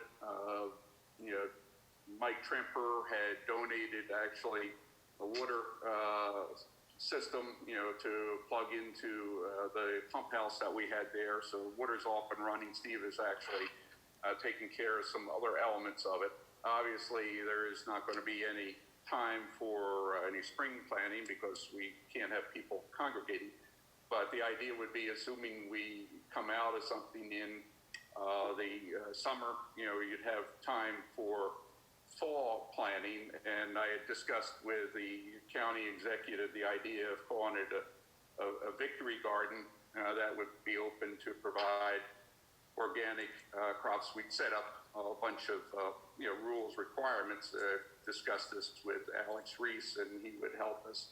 The reason why I put it on right now is that you'll recall we did have the acre of land plowed. Actually, the sod was broken and tilled over in a year ago, and that has grown back. It's basically wild hay. And would need to be cut. But in order to be able to do something in the summertime, we would need to basically, till the ground right now and find someone that could go till it, since it would be a one-person operation. Then, we comply with the requirements from a social distancing congregating point of view. If we don't do that, then the ground will further, harden and not really be usable, for a while. So I wanted to propose, we don't have any particular number. When we tilled it the last time, it was actually when we were putting in the underground electric out there in connection with the administration building. Stony Kill, construction actually plowed it for free. So at this point in time, I wanted to just advise you and go ahead. We're trying to find someone that would at least till it over. I can't imagine that would cost a huge amount of money to till it, but at least like to have the general consent to go ahead and do that to maintain it. Steve doesn't have a tiller, so he can't do it. He may be able to cut the grass in there, but we do need to maintain that so it's ready when we're able to open up. Question, you said that somebody from Stony Kill did it last year? When they had their equipment out there in connection with the underground electrical work that was going into the admin building. So maybe we could reach out to them and out of the goodness of their heart, they might be able to help us. I mean, they're not that far. Yeah, no, it's Stony Kill Construction, not Stony Kill Farm. We could ask both. Yeah. Because Hill Farm also does a garden also. They have to have it tilled. They might be able to also. It might be. Yeah, we'll be reaching out. Yeah, I just wanted to, see if the town board was acceptable with me. I'm receptive to it. I think it's a good idea. No objection. Okay. I don't think we need to vote on that. We'll just go ahead and I'll keep you as long as it doesn't cost us anything at this point, I think it'd be a great idea. Yeah. I really do. Even if there's a nominal fee, I don't have an objection to that. That's maintenance, in my opinion. Yeah, I don't either. Thank you. The next item is Resolution 2020-88, and this is a resolution acknowledging the appointment of Deputy Receiver of Taxes to the town of Wappinger. This was Leanne's item, and she ended up having to go ahead because of the tremendous workload that was required when she was doing previous tax work 2 months ago. And we had the discussion at the board level, so this would be acknowledging her appointment. Jim had prepared a resolution for the appointment of Maura Leonetti. Leanne, would you like to make a comment or two? Is Leanne still on? Did we lose her? I'll move to authorize. I'll second it. Okay, all in favor? Aye. Any nays or abstentions? Seeing none, the motion passes. You know, the next two items I put here as, you know, resolutions, because I wanted to at least get it before the board. Obviously, you know, in light of not wanting to spend some money, you know, most likely table this until we get a better picture. But we've, the company, which is called Vanguard, went and did the work that was authorized following the social distancing requirements and the one-person rules, and has completed the work that we authorized a while back on the original contract to repair the chapel, you know, roof. That was the sections that connect with, you know, the Reese, you know, building, the front part and side portions. That one did not at the time include any of the tile repair, you know, work. And so we, in talking with them and seeing that they did a great job, they went ahead and put in two proposals, you know, relating to, one, the mansion roof, which would be putting a tarp over that, and that would, you know, they say would last about 2 years and allow us to buy time, you know, to consider what we do with that roof. They were up on their cherry picker, and they said that basically the roof structure is okay at this point in time. Obviously, it will need to be replaced at a later point, but a tarp and frame structure that they have, they would be able to use that to preserve and to keep any further deterioration from going on inside the building. In addition to replace the slate roof tiles, they had proposed also a contract, and if they were to do it at the same time, you know, the total, you know, cost, you know, they would discount the $8,000 some you know, cost, you know, for the tile, you know, replacement, and to $6,900, you know, so that was a total of $36,845. You know, the mansion roof is, you know, one that I think does require some preservation, and as we're in the rainy season, that was the idea originally when we asked them to do it before we actually were in lockdown, to give us a quote. So the background for the tile roof is that with the work that they've done, the chapel is basically ready when we're able to open it up for operation and renting it out in events. And that would then ensure that there would be no more of any new leakage. You know, the main leaks that were in the chapel building have been addressed, you know, with the new roof that we had approved previously. So it was with that in mind, since they were in the process of still having equipment out there, but certainly I don't have any issue with tabling it to a further date if we don't want to consider that expense at this point in time. Oh, I agree, Dick. I think that right now the prudent decision is to table both 2089 and 2093 at this point in time. Let's see what our fiscal position looks like. You know, maybe after the second quarter, not to say we're not going to do it, but I think at this point in time with, you know, revenues coming in, you know, shorter than we expected for both sales tax, mortgage tax, et cetera, I think we just hold off on these two resolutions. Again, you know, we'll take a look at it down the road, see where we're at, but I'd also like to see a business plan, because for resolution 2020-89, I mean, that's a temporary fix, right, for roughly $30,000. That's about a 2-year fix. We should look at more of a long term as well to see, you know, what direction are we going to go in? Are we going to spend whatever it's going to cost to replace the whole roof at some point in time? But again, this is just, you know, me saying I think we should table it now. Let's take a look at our expenses, see where we're at, and then, you know, hopefully 3 months down the road or so, we'll take a look at this again. Well, I'd like to revisit this at board meetings in the future as we see what the directions are, because obviously this is some investment in the future. I think as to the plan, you know, I will put together what proposals we've been having, and this is related also to the plumbing work with respect to the chapel. You know, proposals we've been receiving with respect to the chapel and the Reese Center. I think the mansion is a significant other issue, and that tarp was just there to preserve it, to keep it from further deterioration. I understand. So, I think right now, actually, would be, the proposal would be, if I have a motion to table, and then we can revisit when to, in each meeting to bring it up and retable it if necessary. So, it's, Second. that's for If both. I could interject here for a minute? Sure.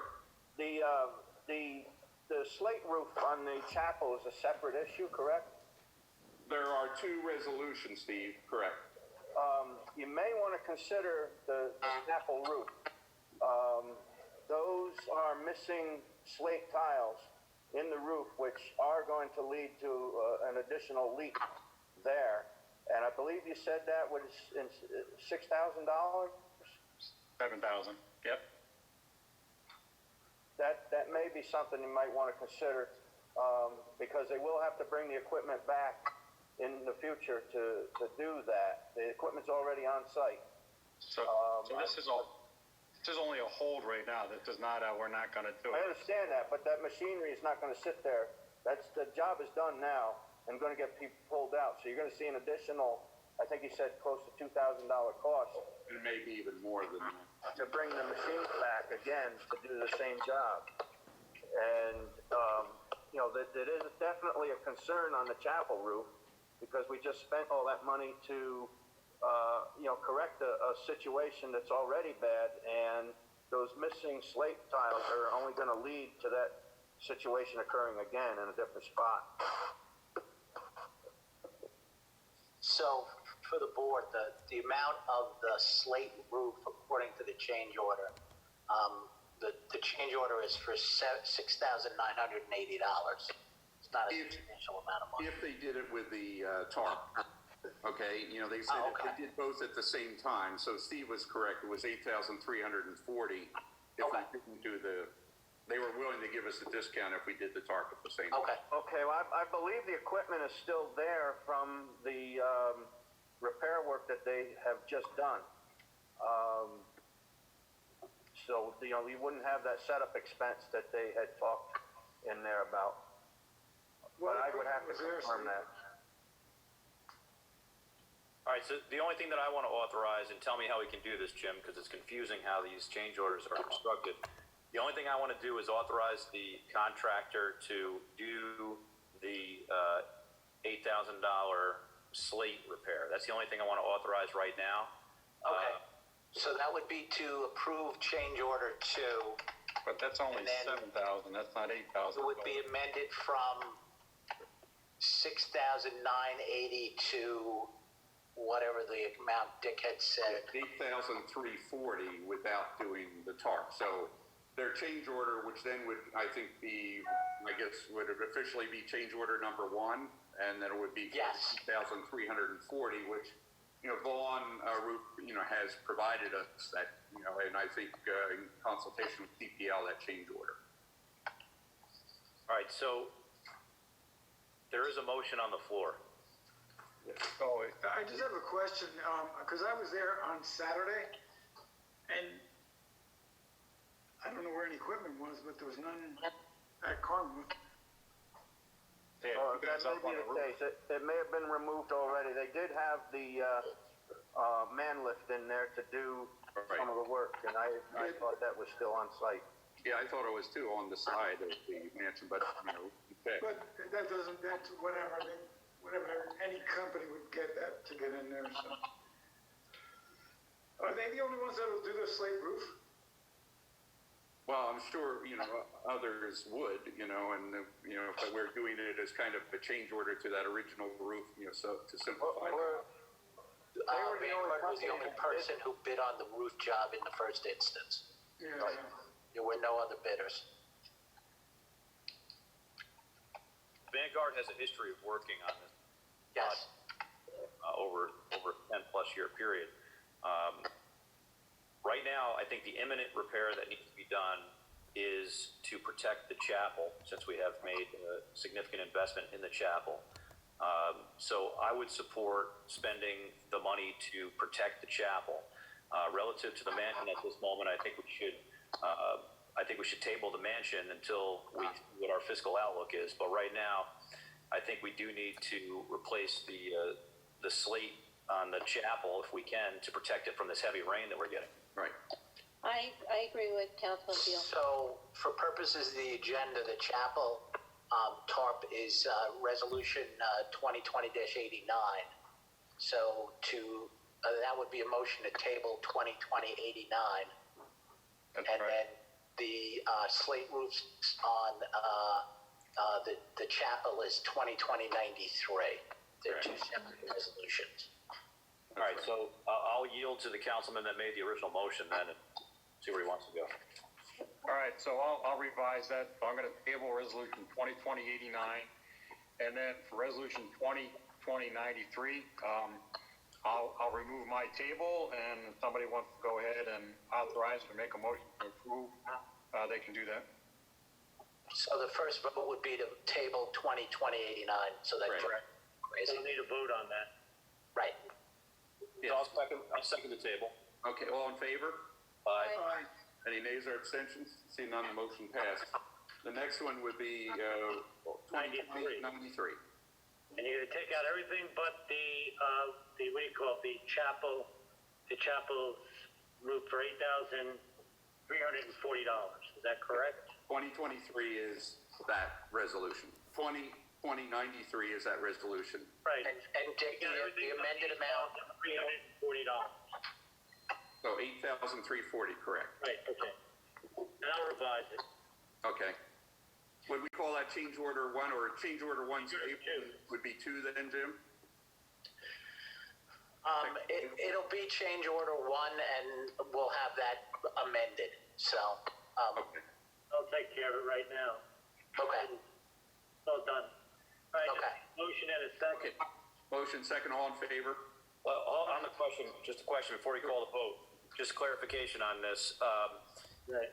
The previously approved 102,919 that is being change ordered, it goes to 139,762. Is that correct?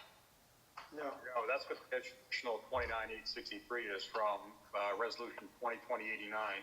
Okay, so Combination of those two.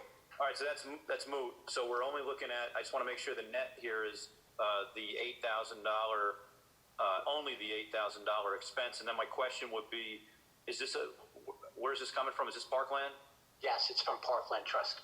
Okay, thank you. So this would That's bring just the that fixed amount, the change order, slightly over $111,000, Bill.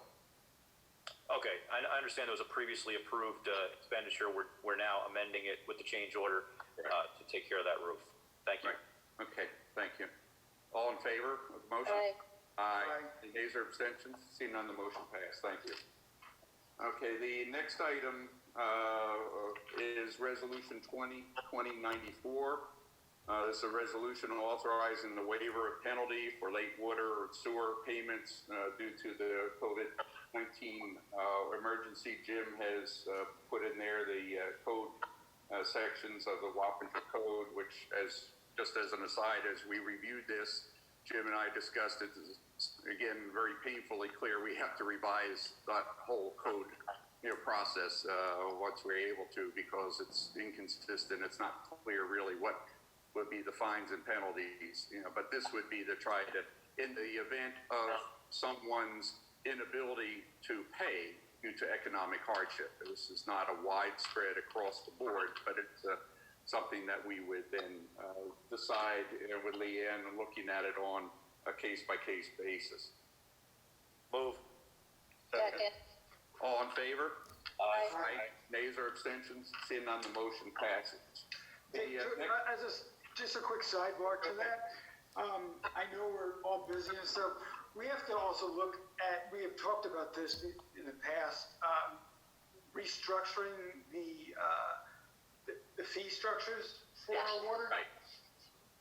So, I know it's kind of there, just reminding. Well, before we got into the shutdown, lockdown, all that, Leanne and Regina were going to start to look at that process, but requires a lot of, work to go through past history and so forth. But it's there, and I think we will get to it.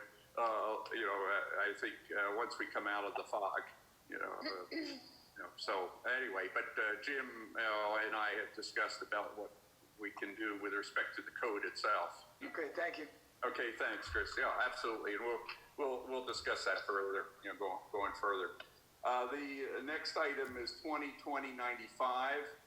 This is a resolution authorizing the supervisor and the town controller to create a FEMA grant account and to submit an application for the COVID-19 grant, the reimbursements, and to do that so that we don't have to report every single time to the board. Like Frederick and I have the authority to be able to submit them as they come in. So we, keep doing that on a real-time basis and make sure we don't get lost in everything else that will happen sooner or later. Move. Second. Second it. All in favor? Aye. Any nays or abstentions? Seeing none, motion passed. The next item was where we had Paul Freno, this is resolution 2020-96, look at, plumbing work, outside of the scope of the burner to get the water back online within the building for when we use it. So this is another one that we can table at this point in time. Mike Tremper had actually offered to put in temporary line when we do this into the building for no additional cost, to us. And so this would be taking care of allowing the plumbing to be in place at such time as we have people using it for toilets, for sink. It would also take care, we had talked about before, and maybe for next winter, indoor, market, which requires certain water and sink and cleaning facilities. So Paul had gone and looked at it, done an extensive review of that, and came in with a very reasonable $21,000 proposal. But again, at this point in time, since we don't have any immediate plans for opening it, it certainly could be tabled. I think under the circumstances right now, we need to table this and look at where we're at as this situation develops. So I'll move to table. I'll second it. Okay, all in favor? Aye. Any nays or abstentions? Seeing none, the motion passes. The next item is Barbara still here? Yes. Wake up, wake up. Resolution 2020-97. This is a resolution authorizing the purchase of Municity software upgrade. And as Barbara was afraid, about the penultimate crash that actually did, occur, and there is some urgency to get this up and running so that when we do come out of the fog and have more activity, she'd be able to address it. And my thinking is, and Barbara's, if we were to authorize that at this point in time, that will give the right amount of time for them to make the software upgrades without disrupting, the whole process and be ready to go. Barbara, you have a comment? Yeah, so when Will Labassiere came in and gave you an update, he said it would take about 2 months to move the data from what we have to the new cloud. That would take us, if we went forward, to around June. So hopefully by then we would be in full swing. We're getting a lot of calls. People want permits for sheds and pools and garages, etc. I think that once the fog lifts, as we've been saying, I think we're going to be very, very busy. And some of our computers are having a lot of trouble working with Municity printing or even getting it to work some days. It's kind of like some days it works, some days it doesn't. So it would be good to have this online. It is a Word-based program. So the escrow that is now done by hand on Excel sheets would be done through this program. So that would speed that up. And I think as far as issuing OTRs and summonses, seeing that it would be Word-based, I think it would be very advantageous because sometimes we need to change things and we always need to go through Municity personnel to do that. So those are just my feelings on it. Could you just remind the board, I think you sent out an email on your discussion with Jay Baisley, the supervisor in town of Poughkeepsie, on his... Yes. Jay Baisley is also, I should say, the town of Poughkeepsie is also going to Municity cloud-based. They had a system, I believe it was called Muni, and they worked with Laserfiche. So they really didn't have a good program. And it's going to cost the town of Poughkeepsie, I don't have the number right now, but I think it was $102,000 or $105,000. Yeah, I agree. To purchase it. So when Will had said that since we are a customer and he really needs to get us all to move over by the end of December 2021, he would be charging us obviously a lot less. So this amount was 22,800, correct, Barbara? I don't have it in front of me, but that's 20,000 for the upgrade, and the other 2,200 is for upgrading our notebooks that we use out in the field. I see, to Al's point, he had asked about the first year maintenance. It's, I'm reading through it, it's deferred starting the second year on the maintenance, Al, if you've seen that. Yeah, so actually what I think they talked about, Chris, last time was that what they would do is, it's what we have here is it says it's $20,000 with a $4,200 annual maintenance. They were going to take the annual maintenance contract for this year and deduct that from the total purchase price of $20,000. I think it was around $3,000 or so. Right. Give us a little bit of a break this year, so it'd be around $17,000 or so. So I don't know, Barbara. I mean, you just quoted some new numbers. Another couple $1,000 for a book. That's not part of the, at least the investment we saw here in our package. Is that something? Right. I think Jim could speak to that. Apparently, that was in the contract that was just sent over like Friday by Will. So the original proposal was for 22,480, which included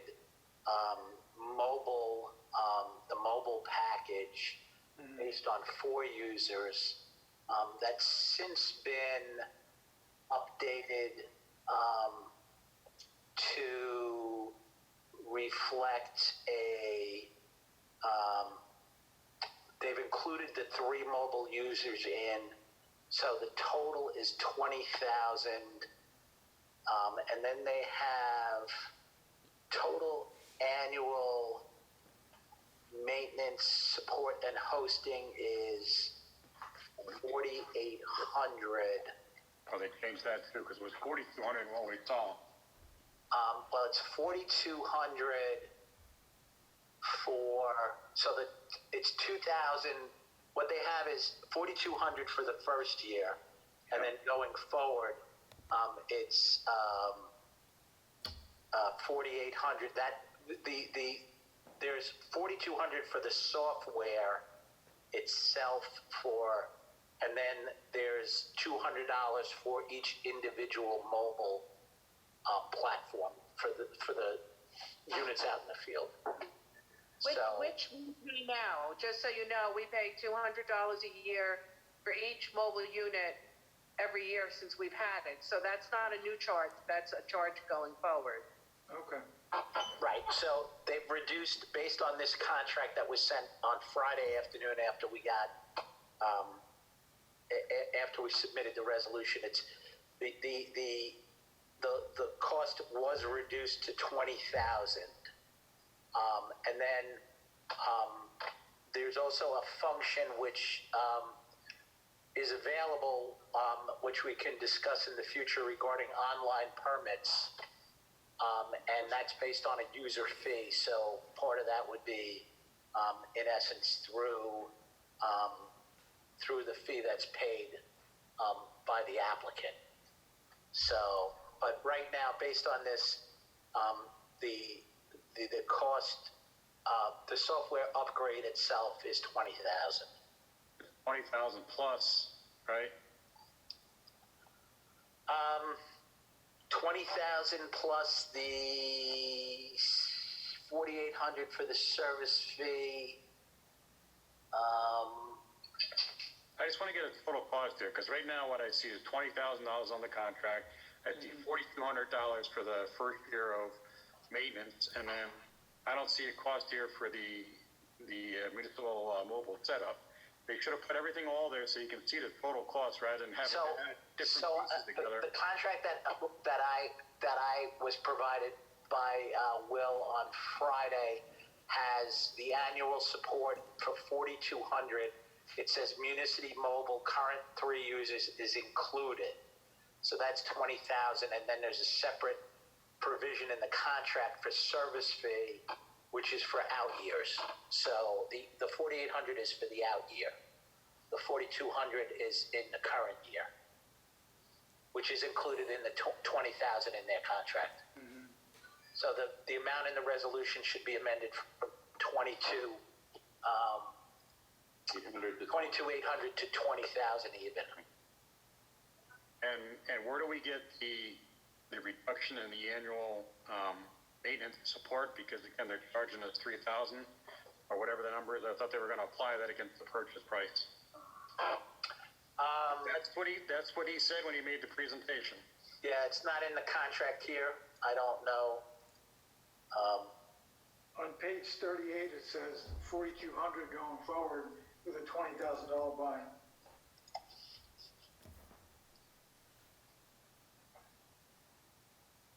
Maybe we can get a corrected contract? Okay, so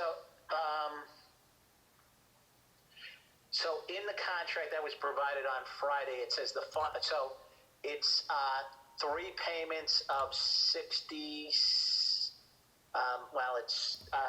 2 payments of 66.66, and then 1 payment of 66.68. Final payment will be prorated with any annual maintenance support and hosting fees that have been paid for the current year. As an example, if you paid an annual maintenance support hosting fee of $3,500 covering October 1st to September 30th, and you are going live. So basically, we will get prorated from the date we go live to the end of the year. So that is deducted from the final payment. Okay.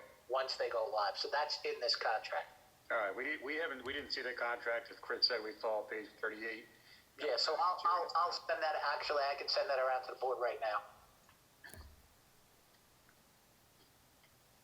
As far as City Square, Will asked me on Friday if we wanted that. It's free. And I said, yes, please put it in. So when we're ready to go forward, that's no cost to the town, but that's so that residents and contractors can pay online. Right. And again, like Jim said, that would be based on whether they wrote an e-check or a credit card. It is a small fee, and that would be paid right to the company.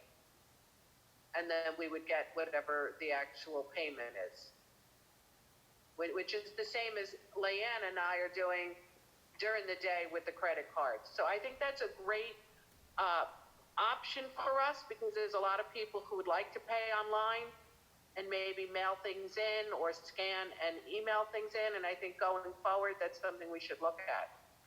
So Jim, can we get the contract revised with all the information Barbara provided? Plus also, we like to see the contract where, again, it shows what you're looking at now. That would be great. And then I don't really have a problem going forward, because I know Barbara needs it, but I want to see the actual contract itself, and instead of giving me just words saying this is what it's going to be, I want to see the contract. I want to see what's in the contract. So I'm just sending the contract right now, and the payment. It's in section 2 of the contract that talks about the credit. Okay. It's the second to last paragraph. There's a note at the bottom. Okay, just got it. Is there an amendment to the resolution to 22,000? Did you say that, Jim? So it would be revised from 22,800 to 20,000 even.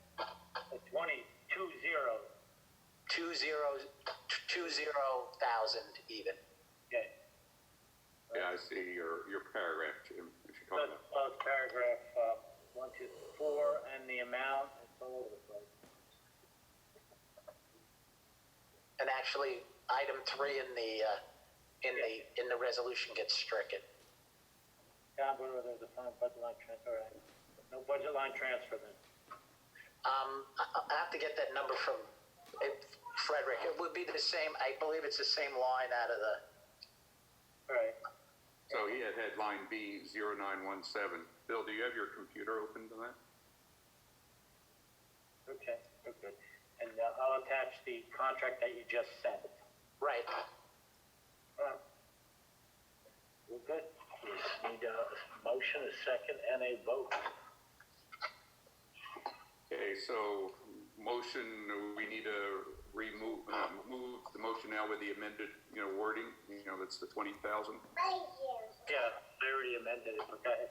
Okay, then, if it's been amended, motion second, all in favor? Well, do we have a motion and second? I didn't catch that. Oh, that's what I thought you just said. I'm sorry, that's what I was asking. No, I just need to approve it. I'll move the amended motion. Okay, I'll second it. Joe, I'll email you with the line. All right, very good. Thank you. so now there's a motion and second, all in favor? Aye? Aye. Aye. Done. None, okay, you're done. Okay, thank you, everyone. Thank you. Thank you. Hey, Barbara. The next resolution is Resolution 2020-98. This is the approval of the correspondence log. Have a motion? Make a motion, approve it. Hey, there's Councilman Liam. Hey there. How are you? Wow, you gonna vote? Okay, with motion and second. All in favor, Liam, say yes. Raise your hand. He approves the correspondence log. Okay, very good. Thank you, everyone.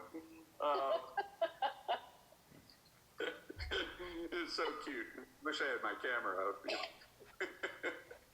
He's going to be more famous, Bill, than you want, right? The girls are going to be lining up for the next 20 years now, getting the reservation there. Our ratings just went up considerably. He's gotten so big. The next section is items for special consideration, new business. I had put it as placeholder, as I mentioned earlier, any other discussion we want to have with respect to COVID-19 matters. That was the first item on the agenda. Could you interpret that, Bill? I'm sorry, I muted it. This is if anybody wanted to have any other, this opportunity to raise any other points you wanted with respect to that.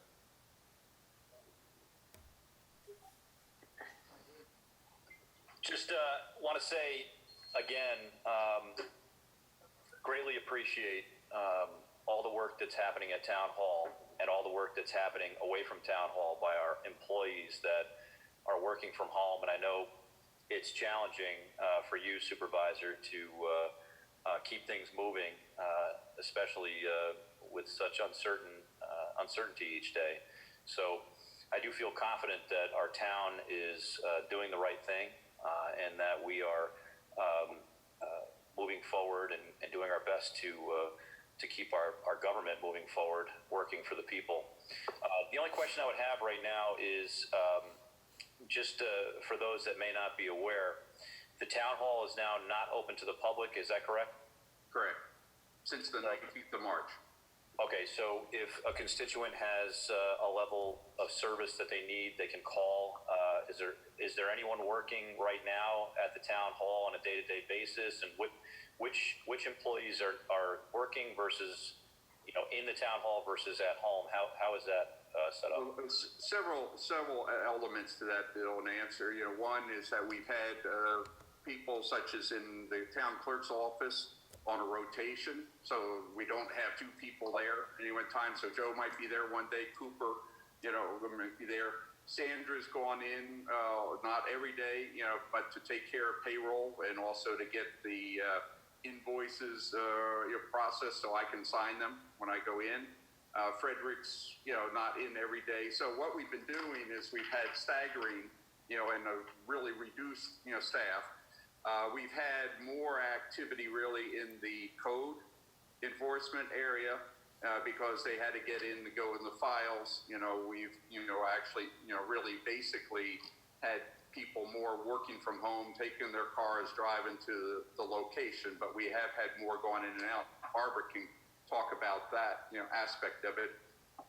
Excuse me, Steve has had Pete go in and doing some, the cleanup, as we said, sanitation to keep the town hall properly cleaned. Barbara, maybe you can just briefly comment on.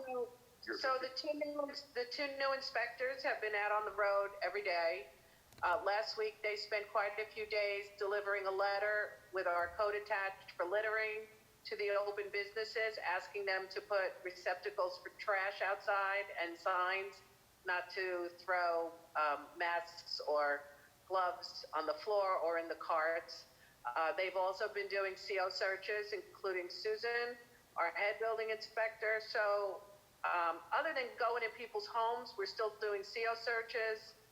We're making sure that we don't have construction going on with more than one contractor. And basically going around town, there has been a few instances where some residents have put couches and other very large household items out at the curb. The two clerks have been taking turns working from home. They basically come in, they pick up all the mail, all the applications, and then they process them from home. They're working on expired permits and 1203 permits that need to be renewed. So there's a lot going on there. B is working on new applications and even renewals, sending them out to our consultants so they can renew them so that when we're ready to go back to meetings, we have all the information.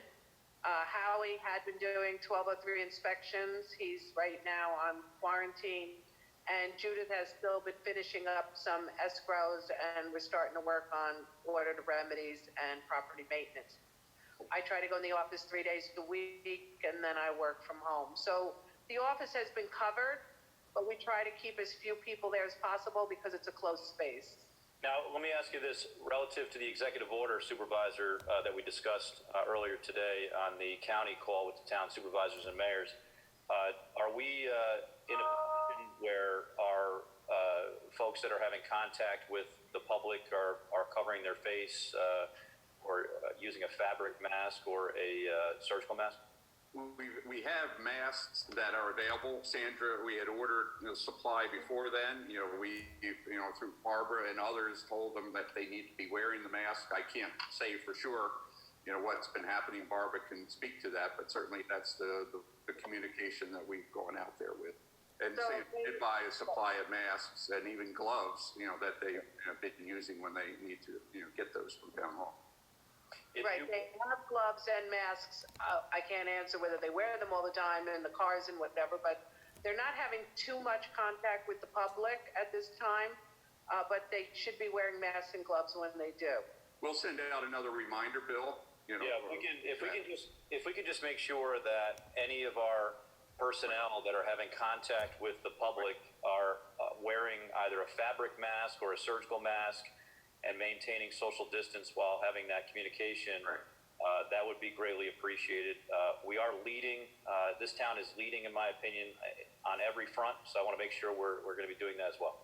And also, another one is that when Mike Sheehan's folks go out, they don't go out in the same vehicle, and they'll go, from home, get the truck.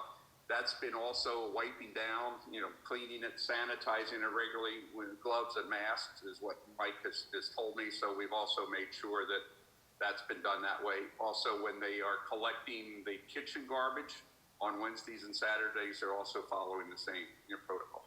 But I'll send out a reminder again. Anybody in the town that is working with the public, do we keep a list of people that they are seeing? Because if somebody is infected, are we notifying the public that this person is being quarantined and that they have visited their residence? Do we have a listing? Well, I don't think we've made an actual listing, but everybody in our office keeps track of any inspections they've done. So we could easily collate something like that. Right, but I mean, if we had an inspector that's now quarantined, who did he see before he was quarantined? So he came in last Tuesday. He only went out on one site with two of the inspectors, all in separate cars, and the person they met with has been notified. Right, we notified that person right away and that business right away. So God forbid somebody does get sick, that we have the information from the to give the public that they were interfaced with them. That's what I want to make. Yeah, so we've done that, Angela, and we'll continue. Well, I just want to make sure. That's what I'm saying. Yeah. In addition to notifying the Department of Health, like, to make sure that the public is also being made aware.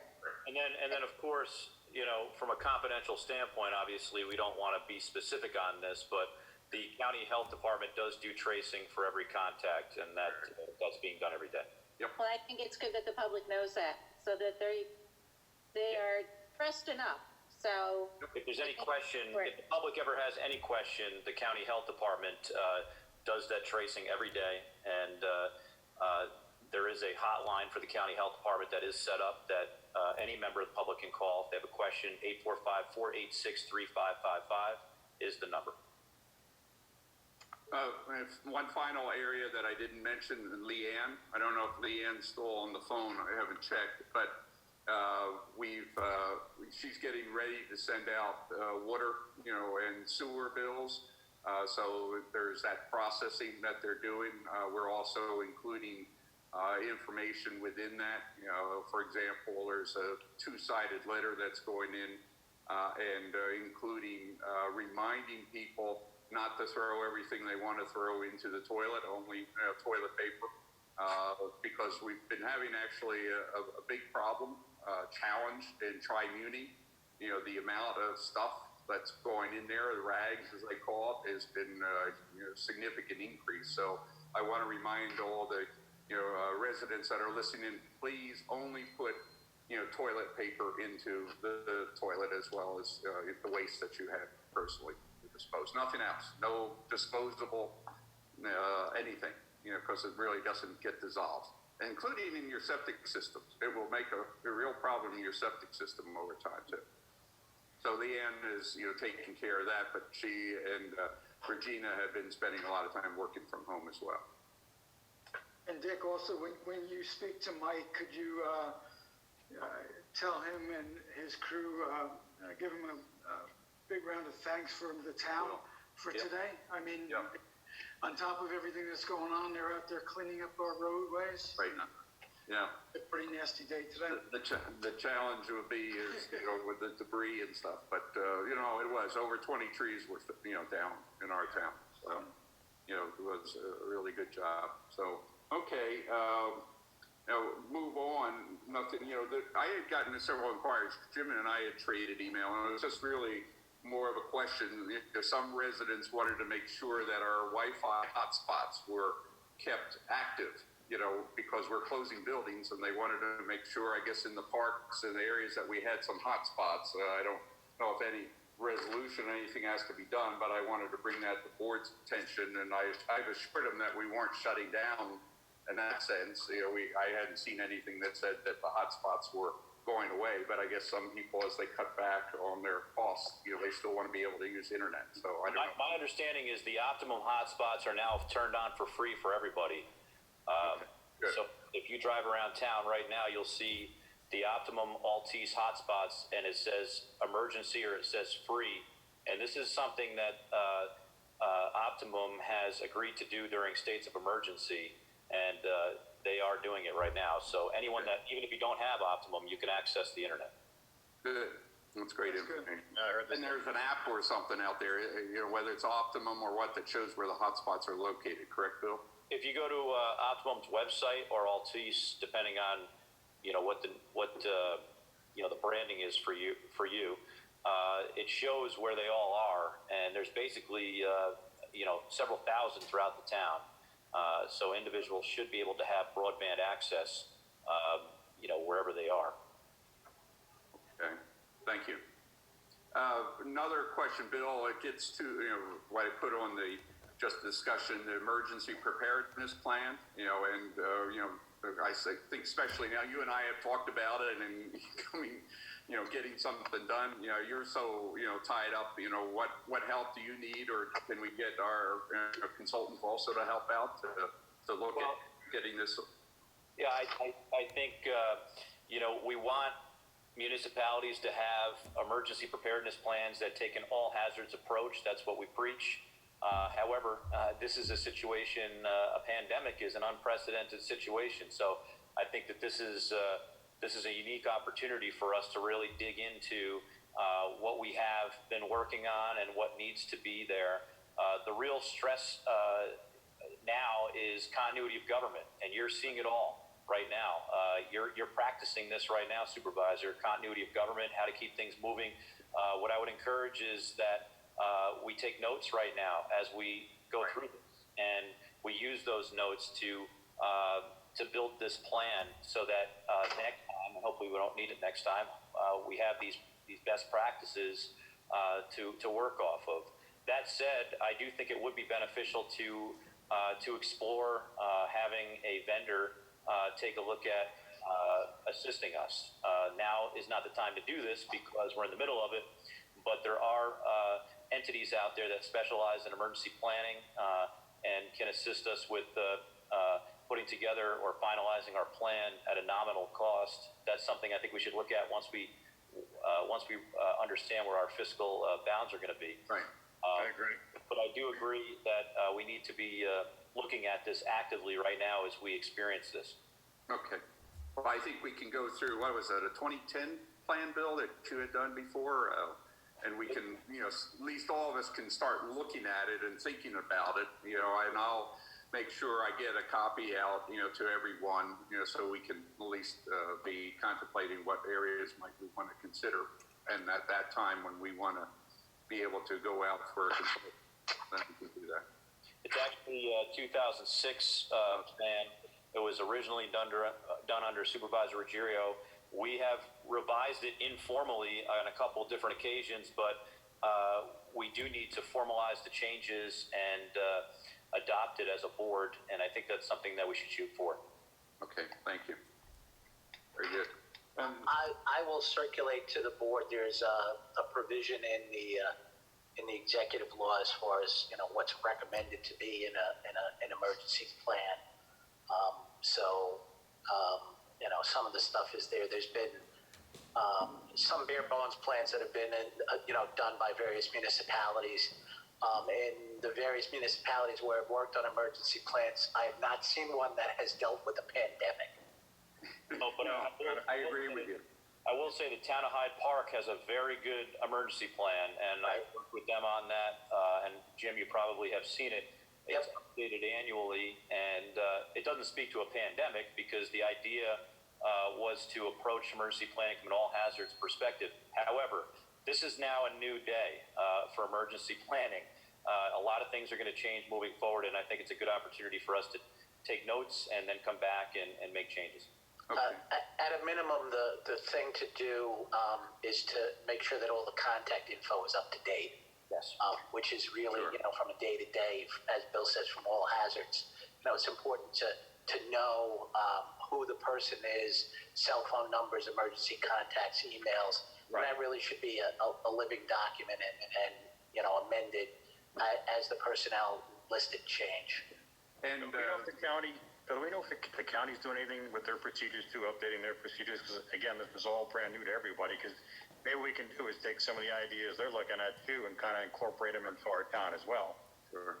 Well, the county it's a fluid document, and I oversee it directly on the county level. I always say it's a fluid document, Al, and I can tell you that there's going to be a lot of crafting moving forward, not only on the county level, but on the state level and on the federal level. We'll just say this: there are a lot of gaps that are being identified right now that need to be addressed all the way from the top all the way to the bottom, and a lot of it has to do with stockpiling personal protective equipment. So not something that the town would really need to do, but something we should definitely speak to in our plan. I agree. And, I mentioned one thing, Sandra's, been here, and I went, before this started, to break, and then right before we, shut down, Sandra had prepared a totally new emergency contact list, for all town employees, something that actually we couldn't find anything, including the proper list of who the employees were. So Sandra put a lot of time into doing that, update. Thank you, Sam. A totally new list, actually. Thank you. I thank her for that, among other things. The last thing was, we've had, I don't know how many of you have gotten over to Carnwath, but we've had a lot of people, going there, visiting it, following except for some of the dogs, runners that are leaving dogs off leash, but Jerry Owens taking care of that. But a lot of people walking there, a lot of kids as well. And we have a number of old, diseased trees along the roadways going in, not talking about in the interior. And, in light of today, I was really worried, with a lot of the wind, nobody is walking there today, but there is a lot of that. And trying to think of what would be the best process procedure to get those, I'd say there's about 10 to 12 large trees along the roadway going up. I know Joey's phone was, causing him problems. But it's something that I don't know if we have funding there, but I would, now that we're into the midst of the windy season and raining season, like to see us be able to get those cut down to avoid that danger. Any ideas? I would say if we can have Steve Frazier do an assessment and make a recommendation back to us, any trees that are a hazard to those that are walking around, we need to make sure are not going to fall on anybody. Okay, I'll talk with Steve about that. Joe, was that you, Joey? No, Steve, I'll get on. Oh, you're there. Okay, Steve, I didn't see you on the list. Okay, good. Oh, you can look at that and we can talk about it. I can even meet you up there, or social distancing, of course, but why don't you take a look at that? One of the things that, we've done in the past is solicited bids for tree clearing or tree cutting kind of on a townwide basis. Typically it's done by the highway department. The county has a county bid for tree cutting, but it's typically more for larger jobs, like on a day basis for work, say along when they're doing widening work on Old Hopewell Road or something like that. But we've had them in the past, various contractors where we would get a rate for.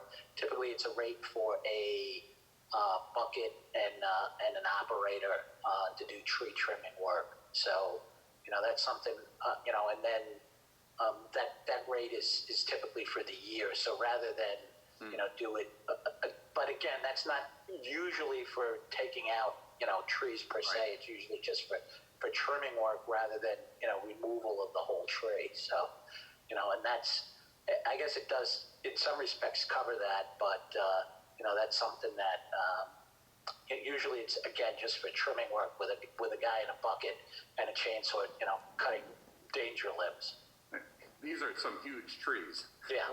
Pines and so forth that I would even be worried about Steve, trying a hand, which he does great on others, like over at Marks Field and so forth, but these are huge, and I mean, and I know after we had spoken after the microburst regarding maybe retaining a logger to do work. Right, we still have that issue. But that was, kind of an inaccessible area, but. Exactly. Okay, well, Steve, you look at it, we can talk about it, then we can discuss it with the board at the next meeting. Okay? Will do. Okay, good. Any other thoughts, comments? Hey, Dick?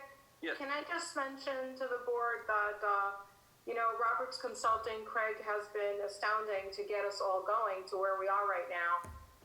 He had to set up numerous laptops that we had that were old and outdated to get them to work so people could take them home. I ordered 6 new phones plus one that I had. 7 new phones were issued. He sets all those up to make sure that we retain control of the phones themselves when they're turned back in. We were very lucky to get them because they were selling out like hotcakes. And a lot of different things that are happening during the day, procuring different, the masks and the gloves and Lysol wipes have been like a real challenge to keep in stock, and I'm hoping to get some more in, but I've had some luck getting them outside. More than luck, you've done a great job on that. Yeah, I wasn't going to go into those because there are other people that we'll discuss later on about that, but Tom Barr, has done a remarkable job on the IT side, and doing things that Craig may have done in the past. Tom has done exceptional. I want to talk about that further. And Joey, has done an exceptional job, you know, when we're looking at how we divided up responsibility for communication, you know, with the public on various aspects of it. You know, the homepage has been largely, Tom's upgraded that almost on a daily basis. We've been changing things. In fact, we added to, if you haven't looked at it and you haven't done it, sign up through the residents, but also the board, sign up for Wappinger Delivery. That's at the bottom of the first page when you scroll down, and that's a checklist of information that you can receive, you know, from the town if you submit your email address. And what Tom did is actually he put in the first box, you know, our updates on emergency news and important information. We're developing an email database you know, off of that. So a lot of new features that even as we've gone and updated for COVID-19, we've made a lot of changes. And I'd also add that, you know, we've been paying a lot of attention, Jim will appreciate this, but so will all the board members, as to making sure we archive material from a FOIL point of view. So that's, we're doing that, you know, as we need to do for all of our communication. So we'll talk some more about it, because I think when we, you know, consider some additional stipend or compensation, I want to raise that at a future date. I can also say, Sandra, if you are in need of certain supplies under the circumstances of COVID-19, you can send an email to the following email address and request certain things, like you can request germicidal wipes, you can request Lysol, you can also request surgical masks for staff members. I am providing these things to other municipalities, and it's COVID, C-O-V-I-D, supply request at duchessny.gov. That's COVID supply request at duchessny.gov. Since we are a municipality, the county is able to provide these items that we have received. Many of them have been donated for the purposes of making sure that our healthcare providers, first responders, and municipalities have what they need. So shoot an email to that email address. I can have my team work on that. Okay, I will. Thanks, Bill. Appreciate a good reminder. Anything else, folks? You know, we've taken a little bit longer, but I think it's been a very productive meeting. Hopefully informative also for our residents. Town government working extremely well, I think. You know, and I thank everyone for their ongoing support. And again, I remind residents, if you have any questions, contact us, whether it's me, Sandra, others, our councilmen and women, you know, are also fielding calls and emails. So please don't hesitate, any concerns or worries that you may have. Okay, thank you. Okay, take care, you know, stay safe and remain well, folks. Thank you, Dick. Thank you, Dick. You too. Move to adjourn. Is there a second? Second. Okay, all in favor? Aye. Aye. Nays or abstentions? Seeing none, motion passed, and good night, everyone. Take care. Good night. Good night.